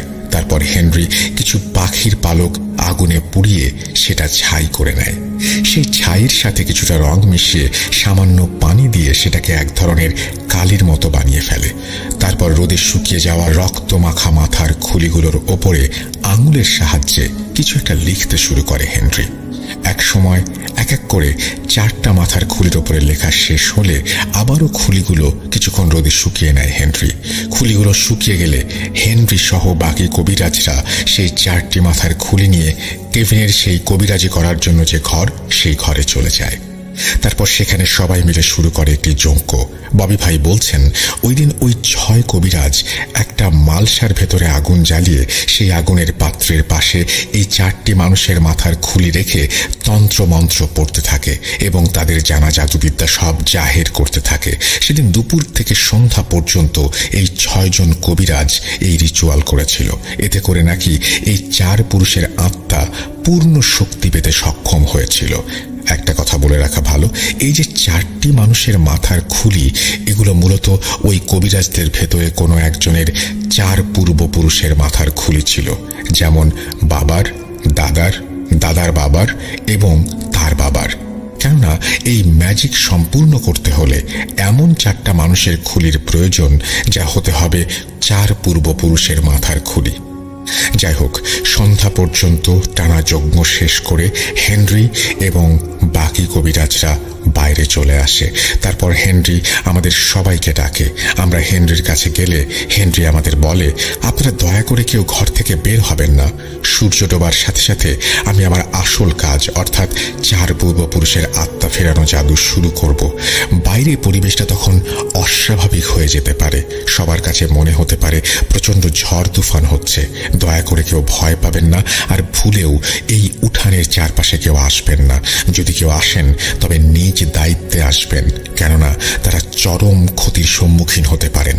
হেনরির কথা শোনার পরে আমরা তাকে আশ্বস্ত করি যে আমরা কেউ আসবো না এখানে, আপনি আপনার কাজ চালিয়ে যান। সেদিন সূর্য ডোবার পরে শুরু হয় আসল কাজ। ববি ভাই বলছেন আমরা তখন আড়াল থেকে দেখতে থাকি হেনরি কি করছেন। তাছাড়া এই সমস্যা সমাধানের পরে হেনরি আমাদের সবকিছু খুলে বলেছিল। আমি ঘটনার ধারাবাহিকতা বজায় রাখার জন্য সেটা এখন বলছি যে কিভাবে করা হয়েছিল, কি করা হয়েছিল এই 4 পূর্বপুরুষের আত্মা ফেরানোর সময়। সেদিন হেনরি উঠোনের মাঝখানে একটি কাপড় বিছিয়ে সেখানে সেই 4টি মানুষের মাথার খুলি রাখে। তারপর সেই খুলি বরাবর 4টি দাগ কেটে দেয়, মানে 4টি খুলির সামনের দিকে একটি করে সরল রেখা টানে। সেই দাগের উপরে কিছু রং ছিটিয়ে সেগুলোর উপরে মোমবাতি স্থাপন করে, অনেকটা অ্যাসেম্বলির মতো করে সাজিয়ে নেয়। এরপর সেই মোমবাতিতে আগুন জ্বালিয়ে হেনরি সহ বাকি কবিরাজরা খুলিগুলোর সামনে দিয়ে এক লাইনে বসে পড়ে। তারপর সবাই মন্ত্র পড়া শুরু করে। ঘন্টার পর ঘন্টা মন্ত্র পড়েই যাচ্ছে তারা। বেশ কিছুক্ষণ মন্ত্র পাঠ করার পরে চারপাশে ঝড় উঠতে থাকে। মনে হচ্ছে এখনই সব লন্ডভন্ড করে দেবে। অবাক করা বিষয় হচ্ছে এত বাতাসের ভেতরেও মোমবাতিগুলো ঠিকই জ্বলছে। একটি ভয়ঙ্কর পরিবেশ সৃষ্টি হয় তখন। এভাবে ঝড় বাতাস চলাকালীন সময় প্রথম সারির মোমবাতিগুলো এক এক করে নিভে যায়। তারপর তার কয়েক সেকেন্ড পরে একটি আলো এসে প্রবেশ করে প্রথম খুলির ভেতরে। আলোটি যখন প্রথম খুলির ভেতরে প্রবেশ করেছে তখন সব কবিরাজ একসাথে দাঁড়িয়ে যায়। তারপর তারা সুরেলা কণ্ঠে একটি লাইন বলতে থাকে, যার বাংলা অর্থ হচ্ছে তোমার পিতাকে নিয়ে এসো। এভাবে কিছুক্ষণ গান গাওয়ার পর ওই আলোটি আবার ওই খুলি থেকে বেরিয়ে চলে যায়। তার কয়েক মিনিট পরে দ্বিতীয় লাইনের মোমবাতি সব এক এক করে নিভে যায়। তারপর একটি আলো এসে দ্বিতীয় মাথার খুলির ভেতর প্রবেশ করে। ওই আলোটি যখন দ্বিতীয় খুলির ভেতরে প্রবেশ করে তখন সব কবিরাজ আবারও একই সুরে সেই গান গাইতে থাকে। তার কিছুক্ষণ পরে আবারও একই ঘটনা ঘটে। আলোটি খুলি থেকে বের হয়ে যায়। তৃতীয় লাইনের মোমবাতিগুলো এরপর সব নিভে যায়। আরেকটি আলো এসে তৃতীয় মাথার খুলিতে প্রবেশ করে। প্রবেশ করার সাথে সাথে কবিরাজরা সেই একই গান আবারও গাইতে থাকে। তার কিছুক্ষণ পর আবার সেই তৃতীয় আলোটি খুলি থেকে বেরিয়ে যায়। তৃতীয় খুলিটি যখন ওখান থেকে চলে যায় তারপর পরিবেশটা আরো বেশি ভয়ঙ্কর হয়ে ওঠে। মনে হচ্ছে এক্ষুনি সব লন্ডভন্ড হয়ে যাবে। চারপাশ জুড়ে তখন প্রচন্ড বাতাস বইছে। এমন সময় চতুর্থ লাইনের মোমবাতিগুলো নিভে যায় এবং একে একে 4টি আলো 4টি খুলিতে প্রবেশ করে। যখনই ওই আলো খুলিগুলোর ভেতরে প্রবেশ করেছে তখন আবার সেই কবিরাজরা উঠে দাঁড়ায় এবং সবাই একসাথে বলতে থাকে, হে মহাত্মা, বাঁচাও আমাদেরকে বাঁচাও। এইভাবে বেশ কিছুক্ষণ চলার পরে ওই 4টি মানুষের মাথার খুলি মানুষের মতো কথা বলে ওঠে। ওরা বলে, তোদের এত বড় সাহস আমাদের বিরক্ত করিস। তখন হেনরি বলে, আমাদের ক্ষমা করে দাও, আমরা যে বড় অসহায়, আমাদের আর কোনো পথ খোলা ছিল না, আমরা বাধ্য হয়ে তোমাদেরকে ডেকেছি। তারপর ওই 4 পূর্বপুরুষের সাথে কবিরাজ হেনরির অনেক কথা হয়। অবশেষে হেনরি সক্ষম হয় তাদের শান্ত করতে। এক পর্যায়ে 4র্থ খুলির, যেটার ভেতরে গোঁয়ের আত্মা ছিল, সে বলে, আমাদের কেন ডেকেছিস সেটা বল। তখন হেনরি সবকিছু খুলে বলে কিভাবে ইউরোবারা ইবোদের ওপরে কালো জাদু করেছে, আর এই সমস্যার সমাধান কি সেই বিষয়ে গোঁয়ের কাছে তারা জানতে চায়। সবকিছু শুনে গোঁ বলে, এই সমস্যার সমাধান হচ্ছে আয়না জাদু। তারপর গোঁ হেনরিকে বলে দেয় কিভাবে সেই আয়না জাদু করতে হবে, আর গোঁ এটাও বলে দেয় আজকে রাতে কোন 3 যুবক মারা যাবে। তাদেরকে যদি বাঁচাতে চায় তাহলে তাদেরকে পানির ভেতরে রাখতে হবে। এই জিনের জাদু পানিতে কাজ করে না। ওরা 3 জন যেন আজকে সারা রাত পানির ভেতরে কাটিয়ে দেয়, তাহলেই বাঁচতে পারবে। এরপর সে বলে, আর তুই আগামীকাল আয়না জাদু প্রয়োগ করবি, এই আয়নার ভেতরে তাদেরকে বন্দি করে হত্যা করবি। পুরো প্রক্রিয়াটি কিভাবে করতে হবে সেটা গোঁ হেনরিকে শিখিয়ে দেয়। তারপর সেই মানুষের মাথার খুলিগুলো থেকে একে একে 4টি আলো উড়ে চলে যায়। এভাবেই শেষ হয় 4 পূর্বপুরুষের জাদু। সবকিছু সম্পন্ন হওয়ার পর হেনরি সবাইকে আবারও ডাকে। আমরা তার কাছে গেলে সে সবকিছু খুলে বলে। তারপর সেই 3 জন যুবককে, যাদেরকে আজকে রাতে মেরে ফেলা হবে, তাদেরকে একটি পুকুরে রাত কাটাতে বলা হয়। হেনরির কথা মতো ওই 3 জন যুবক সারা রাত পুকুরের পানিতে কাটিয়েছিল। পরের দিন বিকেলে হেনরি একা আসে, সাথে 3টা আয়না নিয়ে। হেনরিকে দেখে আমরা সবাই তার কাছে এগিয়ে গেলাম। তখন হেনরি বলে, আমাদের কোনো সমস্যা হয়েছে কিনা। আমরা তাকে বলি, না, আজকে আর কোনো সমস্যা হয়নি। যাই হোক, সেদিন বিকেল থেকে হেনরি একটা রিচুয়াল শুরু করে, যেটা কেভিনের উঠোনে বসে সে করেছিল। রিচুয়ালটা মূলত একটি পূজা পাঠ ছিল, যেটা সঙ্গত কারণে আমি বর্ণনা করতে চাই না। সেদিন সূর্য ডোবার পরে হেনরি একটি গণ্ডি কেটে বসে। তার সামনে ছিল 3টি আয়না। সেই 3টি আয়না সামনে রেখে মন্ত্র পাঠ করতে থাকে। কিছুক্ষণ মন্ত্র পাঠ করার পরে একসাথে 3টি আলো এসে সেই 3টা আয়নার ভেতরে প্রবেশ করে। তারপর হেনরি একটা ছুরি দিয়ে একটি আয়নার ভেতরে আঘাত করে। যখনই সে ছুরি দিয়ে আয়নার ভেতরে আঘাত করে, তখন প্রচন্ড একটি আর্তনাদের শব্দ ভেসে আসে। ববি ভাই বলেছেন, ওই আর্তনাদের শব্দটা এত জোরালো ছিল, যেমনটা খুব নিকটে বজ্রপাত হলে হয়।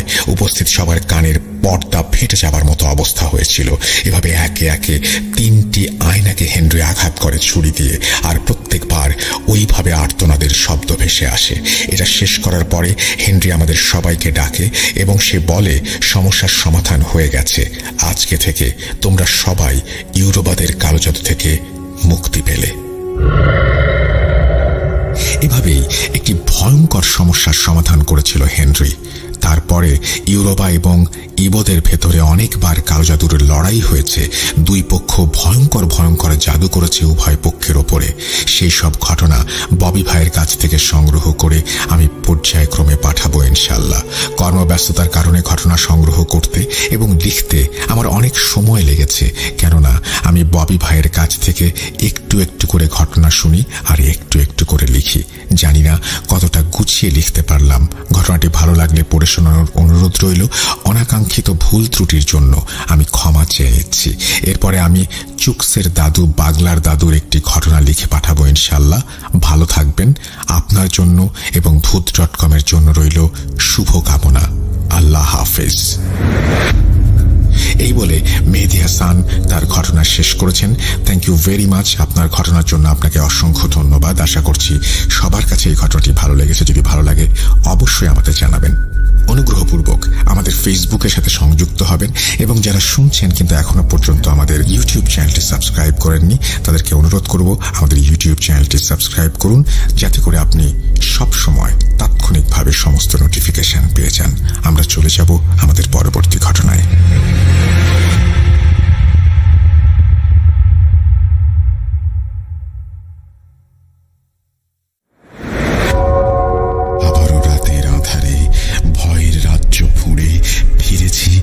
সেই পুরনো সুরে। বিশ্বাস করা বা না করা আপনার ব্যাপার, but the old music comes alive.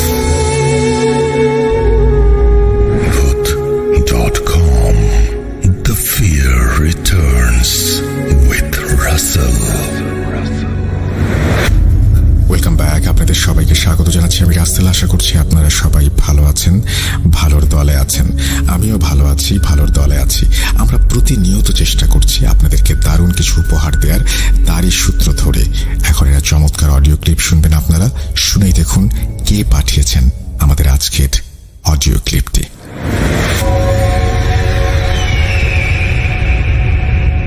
আসসালামু আলাইকুম রহমতুল্লাহ। বরাবরের মতো রাসেল ভাইকে আর জিজ্ঞাসা করলাম না ভালো আছেন কিনা, কারণ আমরা book.com এর লিসেনার যারা আছি সবাই জানি যে রাসেল ভাই সবসময় ভালোর দলেই থাকে।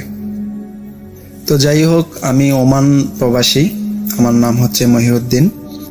তো কাজের সূত্রে 2012 সালে আমি ওমানে আসি। তো এখানে আসার পর আমরা একটা কোম্পানিতে চাকরি করতাম।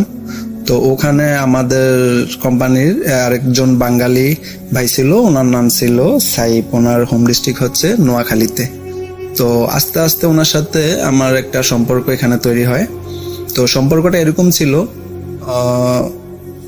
মানে বন্ধু কম ভাই বেশি, ঠিক এরকম সম্পর্ক। তো মূলত আমরা যে ডিউটি করতাম, আমাদের ডিউটি ছিল সকাল 8টা থেকে রাত্র 8টা পর্যন্ত। তো 8টার পরে আমরা সবাই রুমে চলে যেতাম, যে খাওয়া দাওয়া কইরা তারপরে বাহিরে বসতাম, বসে গল্প করতাম। তো গল্প সূত্রে একদিন হঠাৎ করে সাইফ ভাই বলল যে মহিন ভাই এরকম এরকম আমার লাইফে কিছু ঘটনা আছে বা হিস্ট্রি আছে, আমি আপনার সাথে শেয়ার করব। তো আমিও ইন্টারেস্ট হলাম, বললাম যে ঠিক আছে সাইফ ভাই, তো বলেন শুনি। তো পরে উনি আমার সাথে ওনার জীবনের একটা ঘটনা শেয়ার করে। তো আমি মূলত সেটাই এখন আপনাদের সাথে শেয়ার করতেছি। তো ঘটনা যাওয়ার আগে আমি একটু ওনাদের বাড়ির বর্ণনা করি। ওনাদের যেখানে বাড়ি থেকে বাজারে যাইতে মূলত সময়, যদি পায়ে হাইটা যায় তাহলে আধা ঘন্টার মতো সময় লাগে, আর যদি সাইকেল দিয়ে যায় তাহলে 10 থেকে 15 মিনিট বা 12 মিনিট এরকম সময় লাগে। তো যাওয়ার পথে মাঝখানে, মানে ওনাদের বাড়ি থেকে বাজারের মাঝখান বরাবর যাইতে সময় ওখানে একটা শ্মশান ঘাট পড়ে, আর ওই শ্মশান ঘাটের মধ্যে আবার বট গাছ আছে একটা এরকম। তো ওটার পাশে দিয়ে হচ্ছে মূলত রোড দিয়ে আসা যাওয়া করা লাগে। তো কোনো একদিন আসরের পর সন্ধ্যার আগে ওনার বাড়ি থেকে ওনারে বাজারে পাঠানো হয়। তো ওনাদের একটা সাইকেল ছিল, মূলত উনি এই সাইকেলটা বেশি ইউজ করতো। তো উনি এই সাইকেলটা নিয়ে বাজারে যায়। তো যাওয়ার পরে ওখান থেকে সামান যা যা নেয়, নিয়ে যখন উনি ব্যাক করবে ঠিক ততক্ষণে মাগরিবের আজান হয়ে গেছে, এরকম একটা অবস্থা। তো যাই হোক, ওই সময় ওনার তেমন একটা বয়স না। তো উনি আসতেছে সাইকেল নিয়ে, রাস্তা দিয়ে আসতেছে।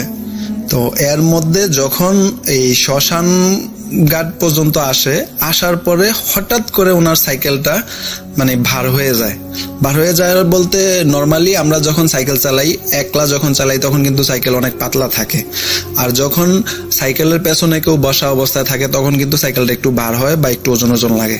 তো উনি ওই শ্মশান ঘাট পর্যন্ত যখন আসে, শ্মশান ঘাটে দিয়ে মানে শ্মশান ঘাট আসার পরে ওনার সাইকেলটা ভার হয়ে যায়। তো পরে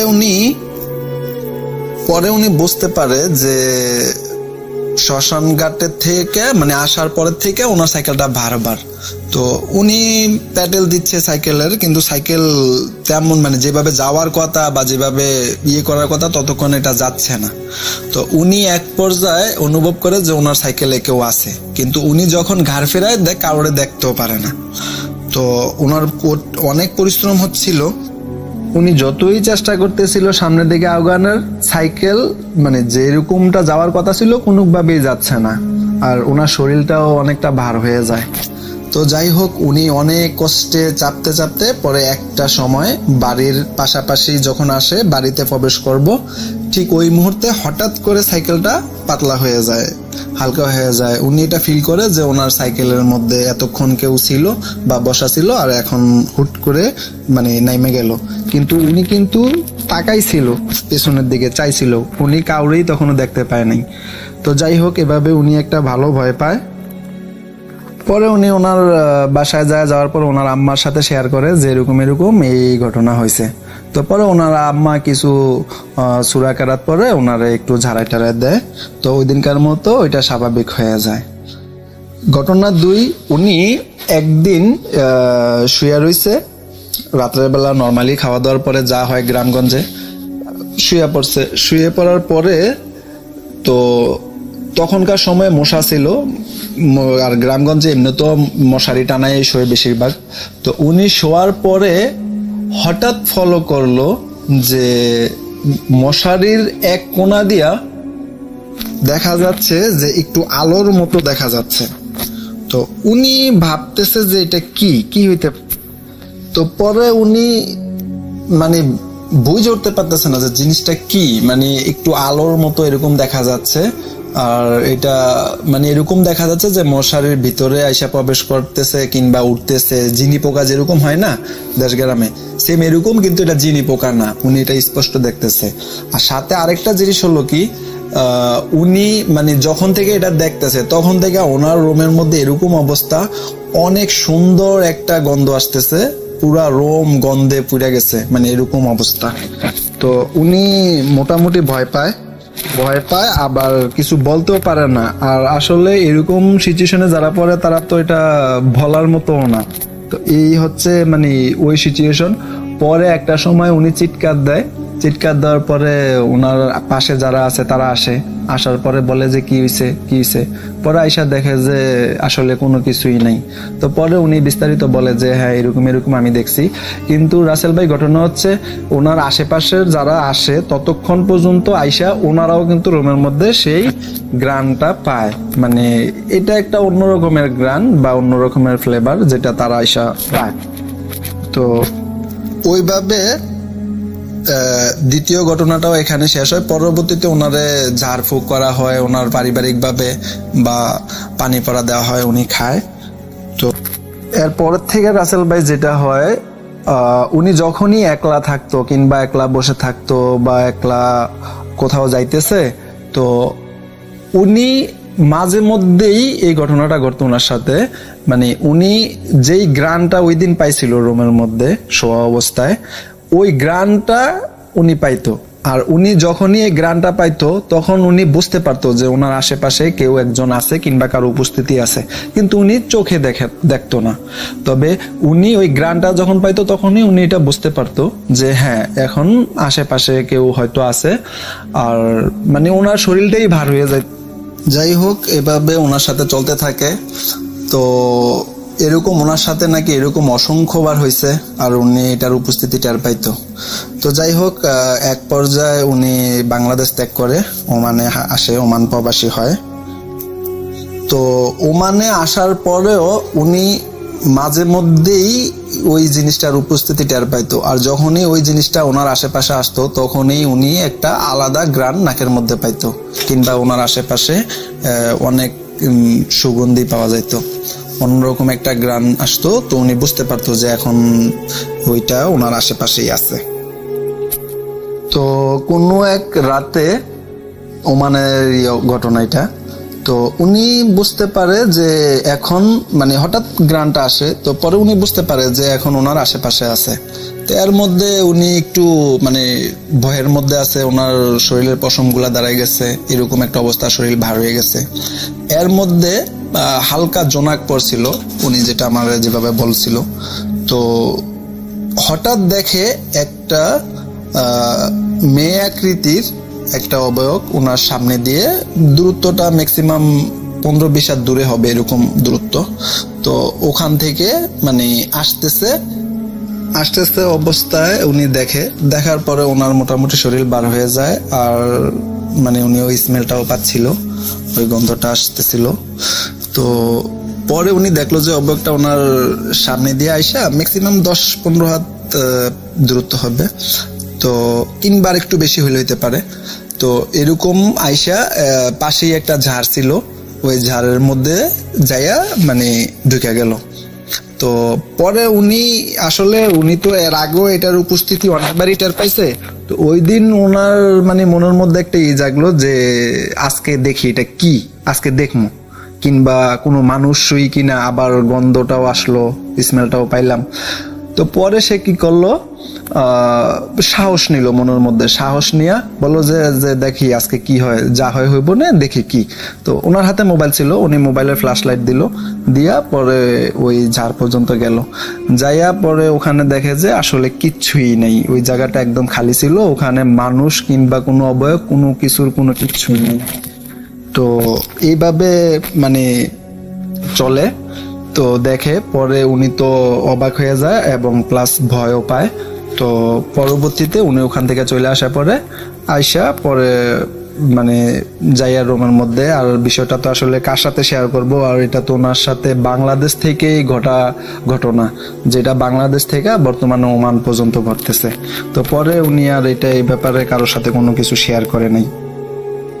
তো পরে উনি এটা আর কারোর সাথে শেয়ার করলো না, ওইটাই এই জিনিসগুলো উনি আমার সাথে শেয়ার করলো। তো যাই হোক রাসেল ভাই, এটাই ছিল ঘটনা। আর আমার কাছে এরকম আরো 2-1টা ঘটনা আছে, আমার নিজের লাইফের সাথে ঘটে যাওয়া ঘটনাও আছে। ইনশাল্লাহ যদি কখনো সময় হয়, সময় করে শেয়ার করব। আর যদি আমার এই ঘটনা প্রচারযোগ্য হয়, আপনার কাছে মনে হয় যে এটা প্রচারযোগ্য, তাহলে আশা করি boot.com এর লিসেনারদেরকে শেয়ার করবেন এবং শোনাবেন। ওকে, আল্লাহ হাফেজ, ভালো থাকুক সবাই, ভালো থাকুক boot.com এর শ্রোতাবিন্দুরা।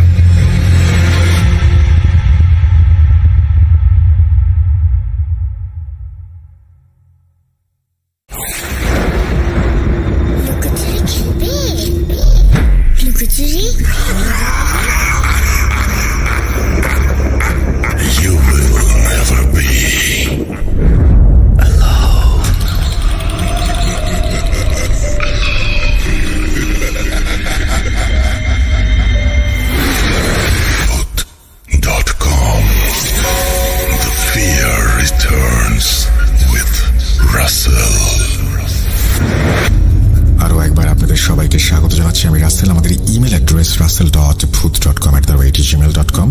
অবশ্যই অবশ্যই আপনারা ঘটনা পাঠাবেন, কারণ ঈদ আসতে কিন্তু খুব বেশি দেরি নাই। আমাদের মনে হচ্ছে যে দেরি আছে, কিন্তু আসলে কিন্তু খুব বেশি দেরি নেই। সুতরাং আপনারা ঘটনা পাঠান এবং ঈদ স্পেশাল এপিসোড হবে ইনশাল্লাহ। আবারও আপনাদেরকে ধন্যবাদ জানাই এতক্ষণ পর্যন্ত যারা আমাদের সঙ্গে আছেন। চলুন আমরা পরবর্তী ঘটনায় যাই।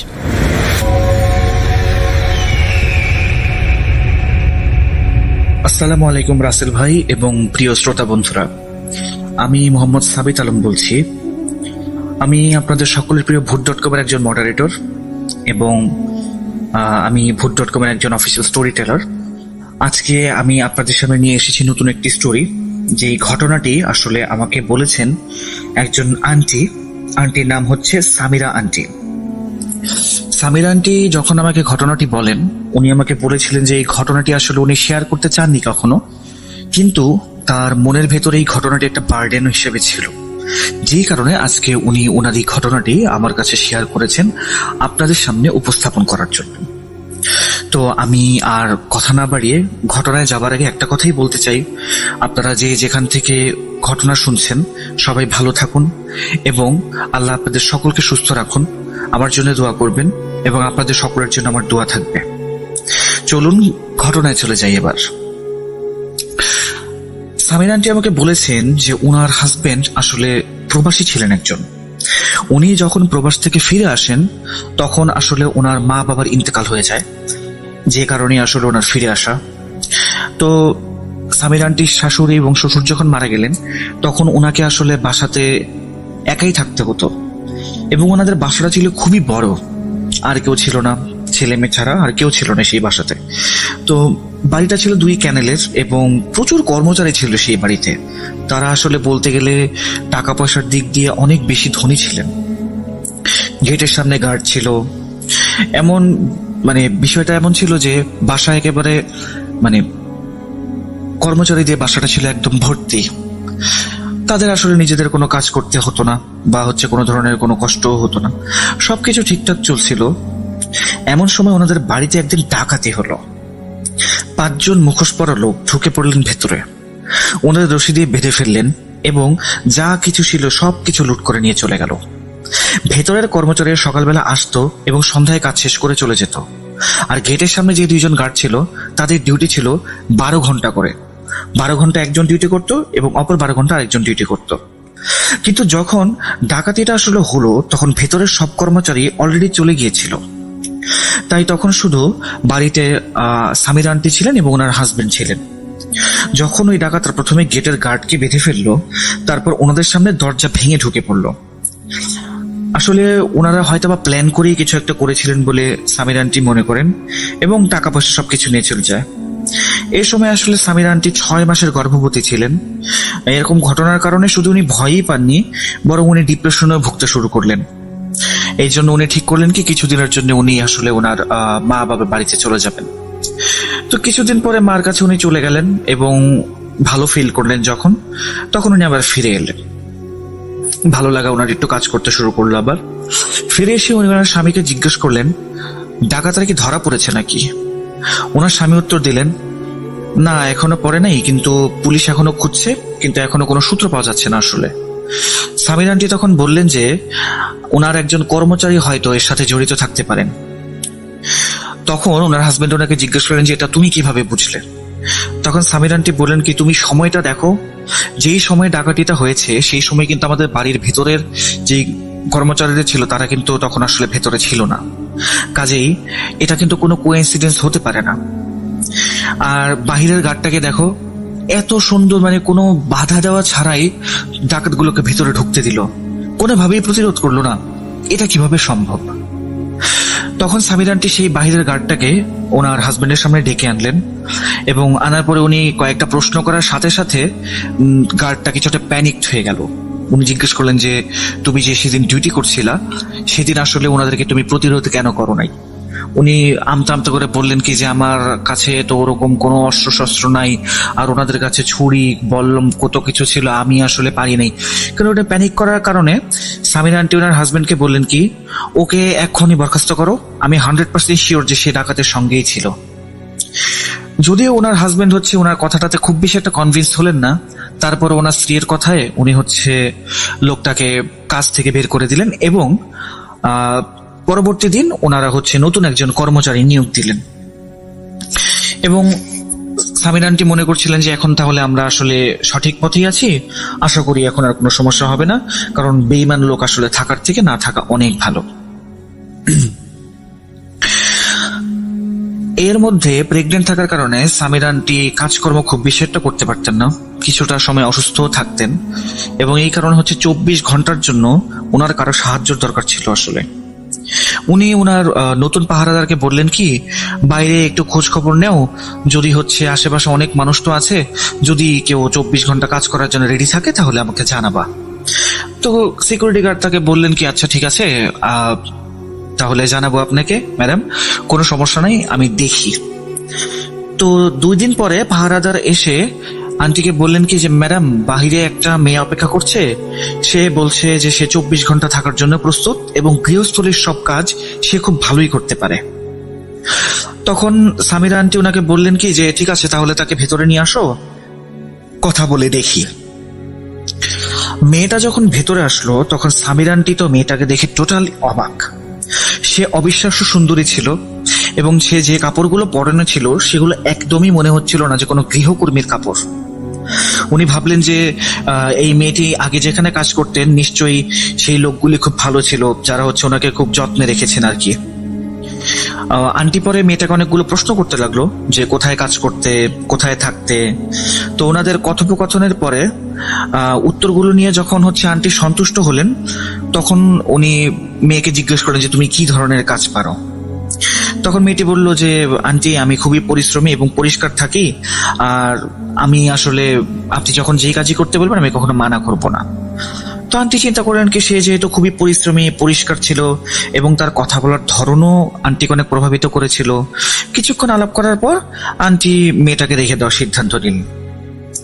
আন্টির মতে সেই মেয়েটি তখন 17 বছর বয়সী ছিল, যেই কারণে তার কোনো ধরনের কোনো আইডেন্টিফিকেশন কার্ড তখন ছিল না। এই ঘটনাটা আসলে 90s এর আমল, তো সেই টাইমে আসলে আইডেন্টি কার্ড 17 বছর বয়সে থাকার কথাও না। যাই হোক, তো এই মেয়েটি যখন আন্টির জীবনে এলো, আন্টির মনে হলো যেন তার জীবনে শান্তি ফিরে এসেছে। এই মেয়েটি আন্টিকে বিছানা থেকে উঠতে পর্যন্ত দিত না। সবকিছু এমন হয়ে গেছিল যে ওনাকে কিছু বলতেও হতো না, কিছু করতেও হতো না। আন্টি তার জন্য খুবই খুশি ছিলেন এবং আশেপাশের সবার কাছেই তার প্রশংসা করতেন। কিন্তু হঠাৎ কিছুদিন পরে আস্তে আস্তে জিনিসপত্র কিছুটা বদলাতে শুরু করে। আসলে আন্টি তখন 8 মাসের গর্ভবতী ছিলেন। তিনি জানতেন যে এটা আসলে যেই সমস্যাগুলি হচ্ছে ওনার, এটা আসলে ওনার প্রেগনেন্সির কোনো ইফেক্ট না। কারণ হচ্ছে ওনার সমস্যাগুলো এমন ছিল যে উনি প্রথমে রাতে কিছু অদ্ভুত স্বপ্ন দেখা শুরু করলেন, যেখানে কবরস্থান আর মৃত মানুষ দেখতে পেতেন উনি। ওনার মনে হচ্ছিল যে চারপাশে যেন অনেক মৃতদেহ ছিল, তারা ঘরটাকে ছিঁড়ে ফেলছিল এবং আন্টির দিকে যেন ছুটে আসছিল। দৃশ্যটা এত ভয়ঙ্কর ছিল যে উনি ঘুমাতে পর্যন্ত পারতেন না। ইভেন যদি ঘুমিয়ে থাকতেন তাহলে চিৎকার দিয়ে জেগে উঠতেন। এটা শুধু একদিনের ব্যাপার ছিল না, এই দুঃস্বপ্নগুলো আসলে আন্টির কাছে প্রতিদিনই প্রায় হাজির হচ্ছিল। উনি আসলে ঘুমাতে ভয় পাচ্ছিলেন। একটা সময় ভয় ছিল যে আবারও যদি একই স্বপ্ন দেখি বা চিৎকার করে জেগে উঠবো। স্বপ্নগুলো আসলে ওনার কাছে এতটাই বাস্তবিক মনে হতো যে জেগে ওঠার পরও উনি মনে করতেন যে উনি এখনো আসলে মনে হয় বিপদেই আছেন। সময় চলে যাচ্ছিল আর ওনার ডেলিভারির দিন কাছাকাছি আসছিল। আল্ট্রাসাউন্ড অনুযায়ী বাচ্চা পুরোপুরি সুস্থ ছিল, কিন্তু যখন উনি ডেলিভারি করলেন তখন বাচ্চাটা মৃত জন্ম নেয়। এবং শুধু মৃত নয়, বাচ্চাটা এমন ভাবে জন্ম নেয় যে বাচ্চাটার শরীরের হাড় যেন সব চুরমার হয়ে গেছে। আর এই ঘটনাটা যেন গতকালকেই ঘটেছে এমন। কারণ এর আগে যখন পরীক্ষা নিরীক্ষা করা হয়েছিল তখন ডাক্তার বলেছিল কোনো সমস্যা নেই। ইভেন আগের দিনও বাচ্চার হার্টবিট বা বাচ্চার নড়াচড়া উনি ফিল করতে পারছিলেন। তাহলে এটা কিভাবে সম্ভব? তখন আসলে ওনার বোন যে আছে আমরিন বা অ্যামি, উনি এবং আন্টির হাজবেন্ড এই বিষয়ে কিছু বললেন না। তারা শুধু বলেছিলেন যে এখানে কোনো একটা সমস্যা হয়তো আছে, ডাক্তার কি বলে দেখা যাক। কয়েকদিন পর যখন অ্যামি সত্যি কথা বলল, তখন মনে হলো যে মাটির নিচ থেকে আসলে মাটি সরিয়ে নেওয়া হচ্ছে ওনার পায়ের নিচ থেকে। এটা ছিল আসলে তার প্রথম সন্তান, যার জন্মদানের সময় সবকিছুই পুরোপুরি স্বাভাবিক ছিল, জটিলতা তো ছিলই না। ডাক্তার সেখানে বসেছিল মাথা ধরে আসলে, কারণ আল্ট্রাসাউন্ডে বাচ্চাটা পুরোপুরি সুস্থ দেখাচ্ছিল। ডাক্তার বিশ্বাসই করতে পারছেন না। আমি যখন ডাক্তারকে বললো যে গতকালকে তো ঠিক ছিল, তখনই আসলে এরকম একটা অদ্ভুত অবস্থা যে এটা কেমন, কিভাবে সম্ভব। হাসপাতালে একদম ভিড় ভাট্টা রেগে গেছিল। ডাক্তাররা একটা বোর্ড গঠন করলেন এবং পুরো ব্যাপারটা তদন্ত করতে চাইলেন, কিন্তু আসলে তারা কোনো সিদ্ধান্তে উপনীত হতে পারেননি তখনও। ওনার জন্য দিনটা একেবারে দুঃস্বপ্নের মতো ছিল। শুধু সেই মানুষই ব্যথা অনুভব করতে পারে যারা তাদের সন্তানের এমন মৃত্যু সহ্য করেছে। উনি দিনের পর দিন অজ্ঞান অবস্থায় ছিলেন এবং শেষ পর্যন্ত ডিপ্রেশনে চলে গেলেন। উনি ওনার বাচ্চার মুখ পর্যন্ত দেখতে পারছিলেন না। ওনার মা ওনাকে বলতেন, দেখো মা, তুমি যদি তাকে দেখো তাহলে তোমার মেজাজ আরো খারাপ হয়ে যেত। এই কারণে তার চেহারা তোমাকে দেখতে দেয়নি। তাকে এই কারণে তাড়াতাড়ি দাফন করা হয়েছিল, কষ্ট পেতে অনেক। কিন্তু এরপর থেকে আমি আস্তে আস্তে আরো অদ্ভুত স্বপ্ন দেখা শুরু করলাম। আমি বারবার স্বপ্নে একটা শিশুকে দেখতাম যে একা একা হাঁটতো, আর সে দেখতে ছিল আমার বাচ্চাটার মতোই, ঠিক যেভাবে আমার মা বর্ণনা করেছিল আর কি ওনার কাছে। উনি এটা বলছেন আমাকে। প্রথমে মনে হয়েছিল যে হয়তো এটা ওনার মনের ভুল, যেমন মা শিশুর চিত্রায়ন করেছিলেন নিজের মনের ভেতরে স্বপ্নে, সেটাই হয়তোবা। কিন্তু তারপর এটা একটা রুটিন হয়ে গেল ওনার জন্য। প্রতিদিন সেই বাচ্চা শিশুটি স্বপ্নে আসতেন আন্টির এবং জিজ্ঞেস করতেন, মা তুমি আমাকে কেন মেরে ফেললে বা আমাকে মরতে কেন দিলে। এই কণ্ঠস্বরটা ওনার এতটাই পরিচিত লাগতো যে উনি 7-5 কিছু ভাবতেই পারতেন না। আর এই কারণে উনি ওই বাচ্চাটার আওয়াজটাকে ওনার মাথা থেকে ঝেড়ে ফেলতেও পারতেন না। এক পর্যায়ে উনি সবকিছু ওনার হাজবেন্ডকে জানালেন এবং এরপর তিনি আমাকে বলেছিলেন যে ওনার হাজবেন্ড ওনাকে বলেছিলেন ওনার হাজবেন্ড নাকি এমন কোনো স্বপ্ন কখনো দেখেন নাই, বা এটার কোনো কারণ উনি বুঝতে পারছেন না। ওনার হাজবেন্ডকে উনি বললেন যে আমি এমন স্বপ্ন দেখছি, কিন্তু আমি তো কখনো তোমার সাথে শেয়ার করিনি। আর বয়স্করা বলতো যে আসলে স্বপ্নের কথা শেয়ার করতে নেই, খারাপ স্বপ্নের কথা। তো উনি এই সমস্ত বলে বলে এতটাই অস্থির হয়ে পড়েছিলেন যে শান্তি পেতে ওনাকে ডাক্তারের প্রেসক্রাইব করা মেডিসিন পর্যন্ত খেতে হচ্ছিল। এছাড়া উনি ঘুমাতে পারতেন না এবং সবসময় মনের ভেতরে একটা ভয় থাকতো এবং উনি কোনো জায়গাতেই শান্তি পেতেন না। এই সময়ে সেই গৃহকর্মী, বাই দ্য ওয়ে সেই গৃহকর্মীটার নাম ছিল ফারিহা। তো সেই সময় সেই গৃহকর্মী ফারিহা ওনার খুবই যত্ন নেওয়া শুরু করলো। তো রাতের বেলা তার জন্য জেগে থাকতো মেয়েটা, দিনের বেলাতেও সবসময় পাশে থাকতো, যা কিছুই দরকার হতো তাই করতো। এমন সুন্দর আচরণ এবং এমন সুন্দর তার কাজকর্মের অবস্থা দেখে আন্টি কি করলেন, মেয়েটার বেতন হচ্ছে ডাবল করে দিলেন। এই চিন্তা করে যে যদি সেই টাইমে আমাকে ছেড়ে চলে যায় বা হচ্ছে কোনোভাবে কাজ ছেড়ে দেয়, তাহলে তো হয়তো আমি পাগল হয়ে যাব। উনি এটাও বলেছিলেন যে উনি শুধু আশা করছিলেন যে এভাবে যেন উনি পুরোপুরি ভেঙে না পড়েন। এতদিন যা ঘটেছে এই সবকিছু তো ওনার মাথায় আটকেই ছিল।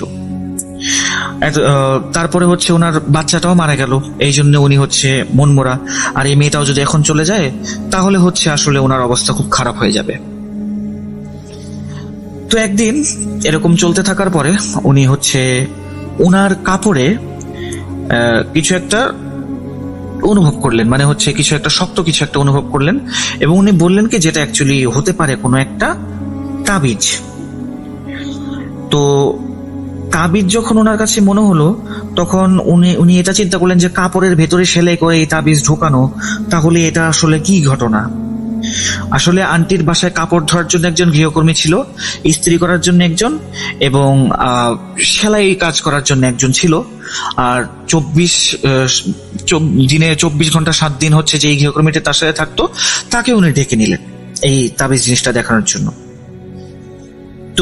এরপর যখন আন্টি ওনাকে তাবিজটা দেখানোর জন্য ডাকলেন, তখন যে কাপড় ধুইতো সেই হচ্ছে মহিলাটা বলল কি যে, ও ম্যাডাম এটা কি, এটা তো জাদু, এটা তো আপনার উপরে কেউ জাদু করেছে।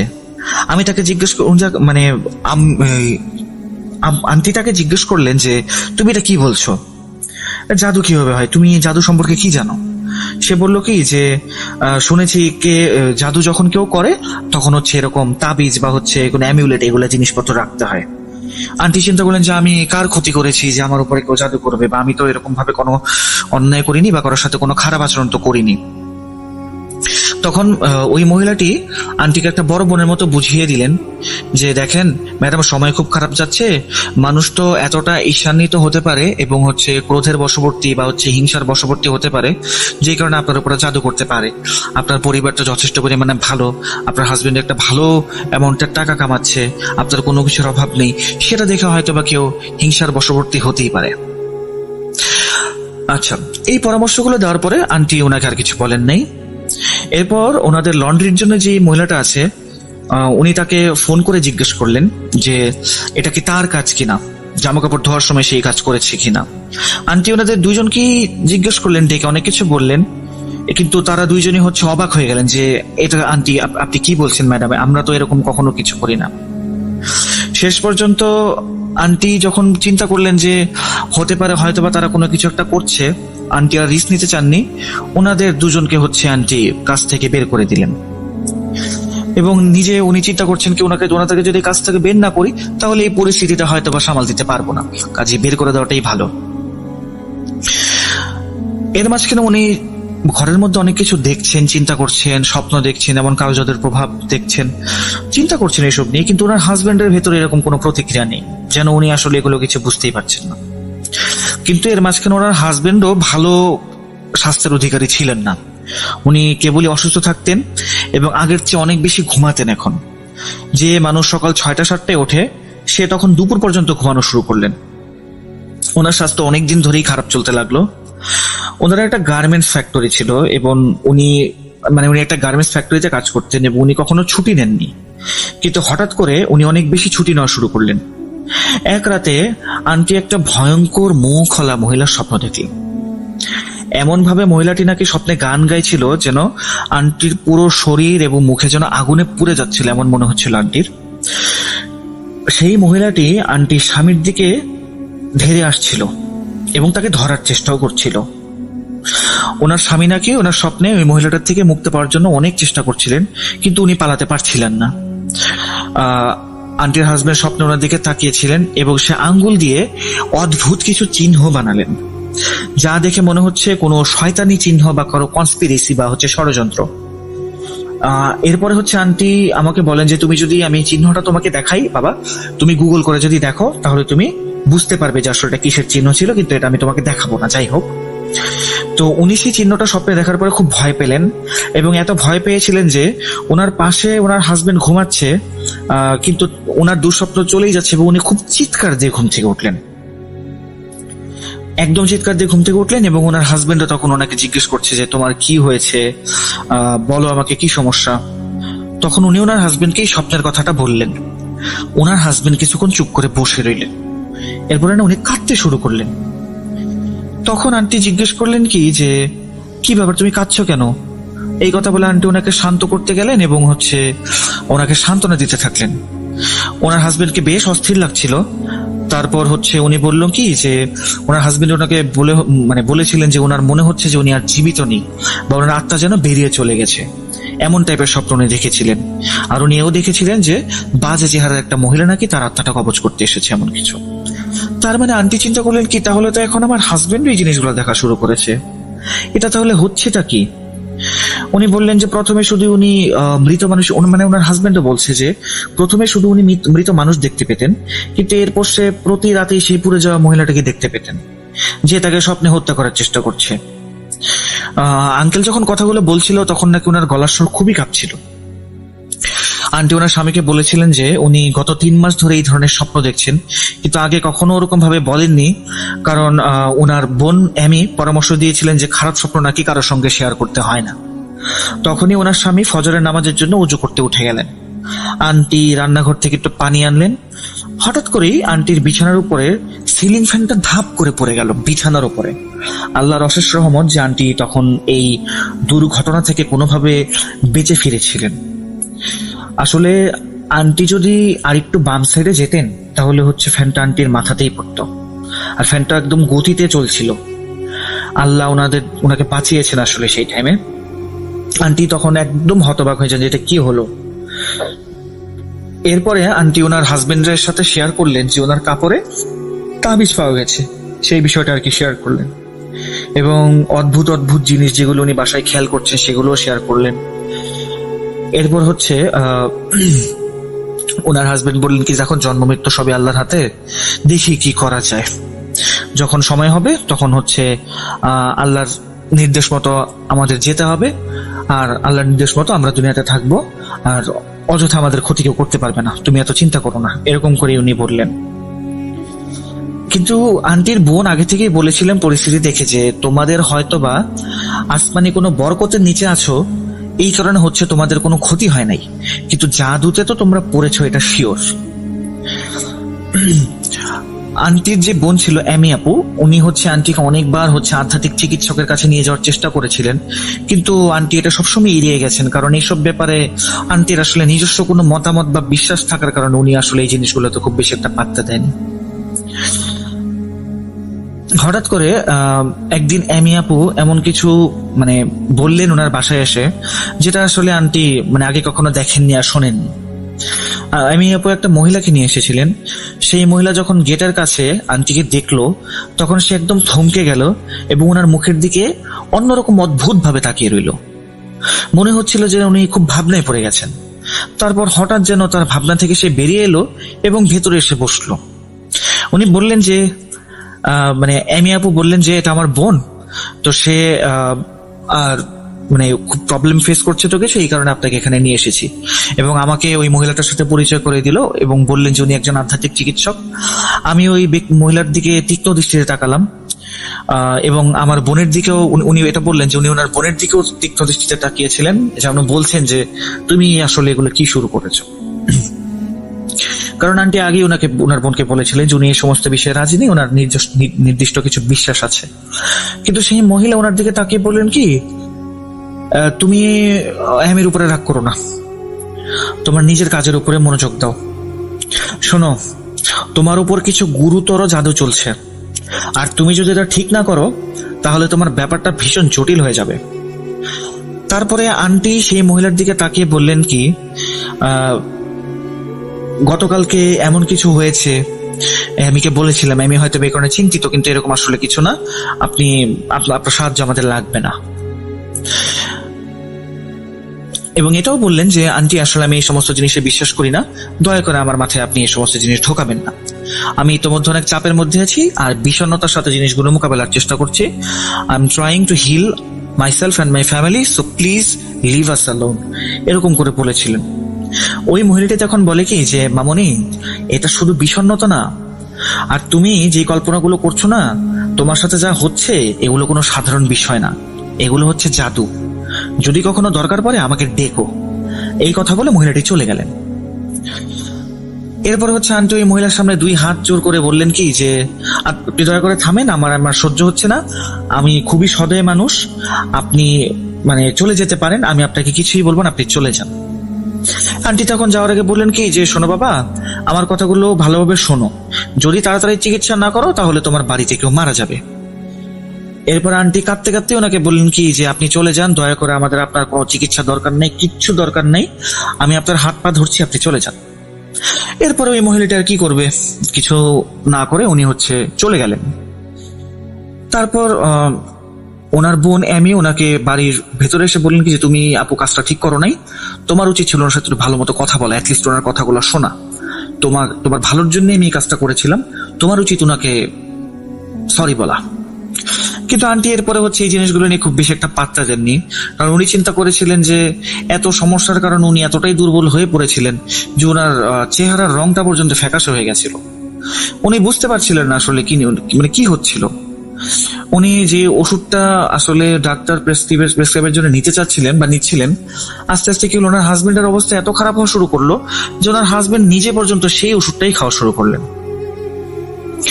তো এরপরে উনি বেশ চিন্তিত যে এটা আসলে কি হচ্ছে, আমার হাজবেন্ডের এরকম একটা অবস্থা, আমার এরকম অবস্থা, কি যে করি কিচ্ছু বুঝতে পারছি না। আচ্ছা, এরপরে একদিন আন্টি সন্ধ্যার দিকে কফি খাচ্ছিলেন এবং কফিটা নিয়ে উঠোনের দিকে কফি খেতে বেরিয়ে গেলেন। চাঁদ দেখতে কফি খাচ্ছিলেন এবং ওনার কাছে মনে হচ্ছিল উনি আবার স্বপ্ন দেখছেন। ওনার স্বামী নদীর পাড়ে চোখ বন্ধ করে দাঁড়িয়েছিলেন আর উনি তার দিকে হাত বাড়াতে গেলেন, কিন্তু মনে হলো যে তার স্বামী তার কোনো কথা শুনতে পাচ্ছে না।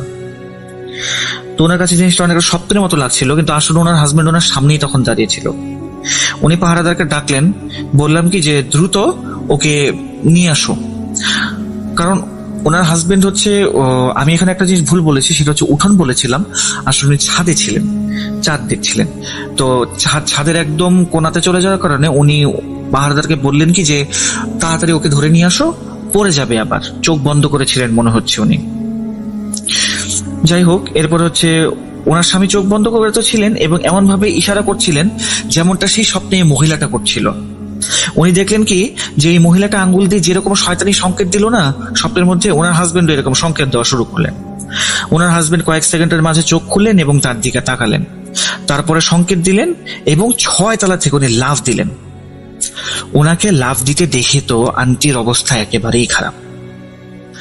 যখন আস্তে আস্তে জ্ঞান ফিরল তখন আন্টি ওনাকে নিজের ঘরে আবিষ্কার করলেন এবং খবর পেলেন যে ওনার হাজবেন্ড আসলে ইতিমধ্যে ইন্তেকাল করেছেন ছাদ থেকে পড়ে গিয়ে। তখন অ্যামি আপু ওনার পাশে এসে বসলেন, কান্নাকাটি করছিলেন এবং তখনও যদিও পরিবারের পাশে থাকার কথা, তারপরে অ্যামি আপু ওনাকে বলেছিলেন কি যে আপা আমি তো তোমাকে আগেই বলেছিলাম, যদিও এটা এখন বলার সময় না, কিন্তু তুমি একটু ভেবে দেখো। কিন্তু আন্টি তখন অ্যামি আপুর কথা গ্রাহ্য করেননি। স্বামীর মৃত্যুর খবর শুনে উনি স্বাভাবিকলি খুবই শকে ছিলেন এবং উনি জানেন না যে কতদিন উনি এই ডিপ্রেশনটার ভেতরে ছিলেন। উনি সবসময় ওনার হাজবেন্ডের স্মৃতি নিয়েই বাসায় থাকতেন। এরপরে উনি ওনার বাবার বাড়িতে চলে যান, যেহেতু এখানে থাকলে ওনার হাজবেন্ডের প্রতিটি স্মৃতি ওনার মনে পড়বে, সেই কারণে এখান থেকে কিছু দূরের জন্য উনি দূরে চলে গিয়েছিলেন। যখন বাড়ি ফিরে আসলেন, ওনার কাছে বাড়ি ফিরে আসার জন্য খুবই মন টানছিল যে ওনার হাজবেন্ডের কাপড় চোপড় উনি কতদিন ধরে দেখেন না। তো উনি বাড়ি ফিরে আসলেন। তারপর সেই 24 ঘন্টা যে কাজ করতো সেই মেয়েটা দেখলেন, যে বাসায় আসার পরে দেখলেন যে মেয়েটা রান্না করছে। আন্টি তাকে বললেন কি যে ফারিহা মা 1 কাপ কফি বানায় দাও, তারপর আমি একটু শুবো, মাত্র আসছি তো একটা কফি বানায় দাও আমাকে। তো এই বলে আন্টি ঘরে চলে গেলেন। তো যাওয়ার পরে সেখান থেকে উনি কি বললেন, লিভিং রুমের দিকে যখন যাচ্ছেন তখন রান্নাঘর থেকে উল্টাপাল্টা কিছু আওয়াজ আসছে। মনে হচ্ছিল যেন কেউ কারোর সাথে ফোনে কথা বলছে, যেমনটা গোপনে যদি কেউ কথা বলে। আন্টি যদিও হচ্ছে কারো পার্সোনাল বিষয়ে কোনো কিছু ইন্টারফেয়ার করতেন না, কিন্তু ওই দিন হচ্ছে এই জিনিসটা ওনার একটু চিন্তা হলো যে হচ্ছে গোপনে কথা বলছে, এটা আবার কি ধরনের কথাবার্তা। তো জানালার ওই পাশে আসলে কে, কার সাথেই বা কথা বলছে, কারণ এখন তো মোবাইল ফোনেরও যুগ ছিল না আসলে ওরকম। তো জানালার পাশে হয়তো বা কেউ এসছে যার সাথে কেউ হয়তো বা কথা বলছে। তো এরপরে যখন হচ্ছে আন্টি ঘরে গিয়ে ফারিয়াকে জিজ্ঞেস করে যে তুমি কি কারোর সাথে কথা বলছিলা, ও সরাসরি না করলো, বললো কি যে না আমি তো কারোর সাথে কথা বলি নেই ম্যাডাম, আমি নিজে নিজেই আসলে গান করছিলাম। আচ্ছা যাই হোক, এরপরে উনি হচ্ছে একদিন ছাদে কাজ করছেন, মানে ওই ফারিয়া কাজ করছিল ছাদের উপরে। তো তখন উনি যখন পেছন থেকে আসলেন তখন উনি দেখলেন কি ছাদে অন্য একটা লোক দাঁড়িয়ে আছে এবং ফারিয়া তার সাথে দাঁড়িয়ে। সে বলছে যে ওনার তো হচ্ছে হাজবেন্ড তো মারা গেছে, এবার আন্টির পালা, আন্টি মরলেই আমার প্রতিশোধ পুরাপুরি মানে মিটে যাবে। তো এই কথা শুনে তো আন্টি মানে একেবারে অবাক যে এটা কি বলছে।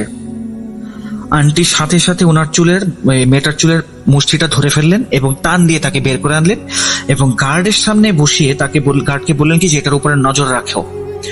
এরপর উনি ওনার ভাইকে এবং এমি আপুকে ফোন দিয়ে দ্রুত আসতে বললেন। এমি আপু এবং হচ্ছে আন্টির ভাই দুজনে চলে এলেন। যখন আন্টি ওনাদেরকে সবকিছু খুলে বললেন তখন ওনার ভাই রেগে গিয়ে পুলিশের ভয় দেখানো শুরু করলো মেয়েটাকে বললো তাড়াতাড়ি সবকিছু বল, না হলে পুলিশ দিয়ে তোকে এখন ধরাবো। প্রথমে সে সবকিছু অস্বীকার করলেও কিছুক্ষণ পরে যখন আমরা পুলিশের কাছে যাওয়ার চিন্তা ভাবনা করছিলাম তখন সে মাপ চেয়ে কাঁদতে শুরু করলো। আন্টি বললেন, তখন মেয়েটা বলতে লাগলো যে তাকে যদি ছেড়ে দেওয়া হয় তবে সে সবকিছু স্বীকার করবে। তখন আন্টি তাকে বললেন কি যে তাড়াতাড়ি এসে সবকিছু বল, তুমি এখন পর্যন্ত যা কিছু করেছো সবকিছু আমাদেরকে বলো। এরপরে মেয়েটা কি করলো, ঘরের বিভিন্ন জায়গা থেকে নানান ধরনের তাবিজ তুলে আনলো এবং এমন এমন কথা বলছিল যেগুলো শুনে আসলে আন্টির মানে পায়ের তলা থেকে মাটি সরে যাচ্ছিল। ওনাদের গৃহকর্মী ওনাদের উপরে জাদু করেছে এবং শুধু জাদু না, সে নাকি নিজেই করেছে। যেভাবে সে ব্যাখ্যা করছিল তার আন্টি যেন রক্ত জমে যাচ্ছিল শরীরের ভিতরে।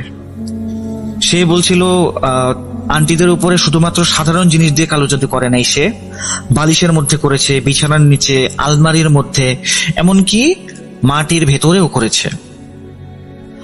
আন্টি বললেন কি যে আর যে তাবিজগুলো আছে সবগুলি বের কর। 15-20 মিনিট পরে সে তাবিজগুলো সব আবার বের করে নিয়ে আসলো, টেবিলের উপরে রেখে দিলেন। আন্টি হচ্ছে মাথায় হাত ধরে বসে পড়লেন। তারপরে আন্টির ভাই দ্রুত ওই মেয়েটাকে বললো কি আর কি কি সমস্যা আছে সবকিছু বের কর, আর তুই এটা কেন করেছিস বল। সে বলতে শুরু করলো যে সে মৃতদেহের কাটা এবং ছাই মিশিয়ে নাকি আন্টিদেরকে এবং তাদের পুরো পরিবারকেই খাওয়াতেন ওই জাদুকর মেয়েটা। সেই মুহূর্তেও নাকি আন্টির হাতে কফি ছিল, কফির মগটা আন্টির হাত থেকে পড়ে গেল এবং আন্টি বমি করতে চাচ্ছিলেন। এমন সময় তার আন্টির ভাই বললেন কি দ্রুত অন্য কিছু নিয়ে আসতে, যেন ভেতরে গিয়ে কফির ক্যান খুলে আনতে বললেন আর কি। ক্যানটি খুলে দেখা গেল আসলেই সেখানে হচ্ছে হাড় জাতীয় কিছু একটা ছিল। মানে একটার পর একটা শকিং নিউজ আর কি। মেয়েটা বলেছিল যে আপনার যে বাচ্চাটা ছিল সেটাকে আমিই মেরেছি, আপনার স্বামীকে আমিই মেরেছি। আমি আন্টি এই কথা শোনার পরে আন্টি চিন্তা করছিলেন কি যে আমার জীবনে এটা কি হলো, আসলে এটা কেন হলো। এই কথা চিন্তা করে আন্টি হচ্ছে মেয়েটার গালে গিয়ে একটা জোরে থাপ্পড় মারলেন এবং বললেন কি যে তুই এটা কেন করলি, আমরা তো তোর যত্ন নিতাম, তুই আমাদের বাড়িতে খাইতি, তুই আমাদের বাড়িতে থাকতি, তোরে তো কোনো কিছুর অভাব রাখি নাই, তুই এই কাজ কেন করলি। ফারিয়া বলতে শুরু করলো যে আমি এসব করেছি রিভেঞ্জ নেওয়ার জন্য বা প্রতিশোধ নেওয়ার জন্য। আন্টি জিজ্ঞেস করলেন যে কিসের প্রতিশোধ। সে বলল কি আমি সেই দারোয়ানের মেয়ে যাদেরকে তোমরা চোরের সাথে বা ডাকাতের সাথে সংযোগ আছে সন্দেহ করে বের করে দিয়েছিলে, আমি তার মেয়ে। আমার বাবা এই ঘটনার পরে এতটা লজ্জায় পড়েছিল যে এলাকায় জানাজানি হওয়ার পর আমার বাবা কোনো ধরনের কোনো কাজ আর পান নাই। আমাদের ভাই বোনদের ভরণ পোষণ উনি করতে পারেন নাই, এবং এই কষ্টে একদিন উনি আত্মহত্যা করেন। তো এই কথা শুনে আন্টি তো মানে একেবারে চুপ। মেয়েটি পরে বলছে কি যে, আর আমার বাবা এইভাবে মারা যাওয়ার পরে কি আমি প্রতিশোধ নিব না? তোমরা যদি আর কিছুদিন অপেক্ষা করতে, তাহলে তোমরাও মারা যেতে সবাই। মেয়েটার মুখে এই কথা শুনে আন্টির মুখে আর কোনো কথা নেই। এরপরে সেই মেয়েটাকে ওনারা বাসা থেকে বের করে দেয় এবং হুজুর ডেকে এনে বাসায় কোরআন খতম দেওয়ায় এবং সদকা দেওয়ার মাধ্যমে হুজুর বলেন যে এরপরে আর ওনাদের পাশে কোনো কালো জাদুর কোনো কিছু ছিল না। কিন্তু আন্টি আসলে আজও বুঝতে পারেন না যে কি এমন অন্যায়টা তাদের মাধ্যমে হলো, বা এটাও চিন্তা করেন মাঝে মাঝে যে হয়তো বাড়ির একটু খোঁজখবর নেওয়া উচিত ছিল যে ডাকাতির সম্পর্কটা আসলে কি ছিল। তো এই ছিল আজকের ঘটনা। আপনাদের কাছে ভালো লাগলে ধন্যবাদ, আর যদি ভালো না লাগে তাহলে আমি দুঃখিত। ভূত.com কে জন্মদিনের শুভেচ্ছা। ভালো থাকবেন সকলে। আল্লাহ হাফেজ। Welcome back. আপনাদের সবাইকে স্বাগত জানাচ্ছি আমি রাসেল। আশা করছি আপনারা সবাই ভালো আছেন, ভালোর দলে আছেন। শুনছিলেন ভূত.com এর আজকের যে এপিসোডটি, তার শেষ ঘটনাটি। আমরা এখন বিদায় নেব। বিদায় নেবার আগে জানিয়ে যাই যে সামনেই ঈদ, কিন্তু মনে হচ্ছে যে বেশ দূরেই আছে ঈদ, কিন্তু ভেতরে ভেতরে কিন্তু আমাদের অনেকেরই প্রস্তুতি নেওয়া শুরু হয়ে গেছে। সুতরাং বুঝতেই পারছেন আমাকেও প্রস্তুতি নিতে হবে, কারণ ঈদের সময় আমি দারুণ কিছু এপিসোড উপহার দিতে চাই, দারুণ কিছু ঘটনা আপনাদের সামনে নিয়ে আসতে চাই। আর সেই কারণেই যারা এখনো আমাকে ঘটনা পাঠাননি তারা পাঠিয়ে দিন। আমাদের ইমেল অ্যাড্রেস rasel.bhoot.com@gmail.com। দেরি করবেন না, সময় বেশি নেই। আমরা আজকের মতো বিদায় নিচ্ছি। সকলে ভালো থাকবেন, সুস্থ থাকবেন, মোস্ট ইম্পর্টেন্টলি ভূত.com এর সাথে থাকবেন, সেই আশা করেই আজকের মতো বিদায় নিচ্ছি। আল্লাহ হাফেজ।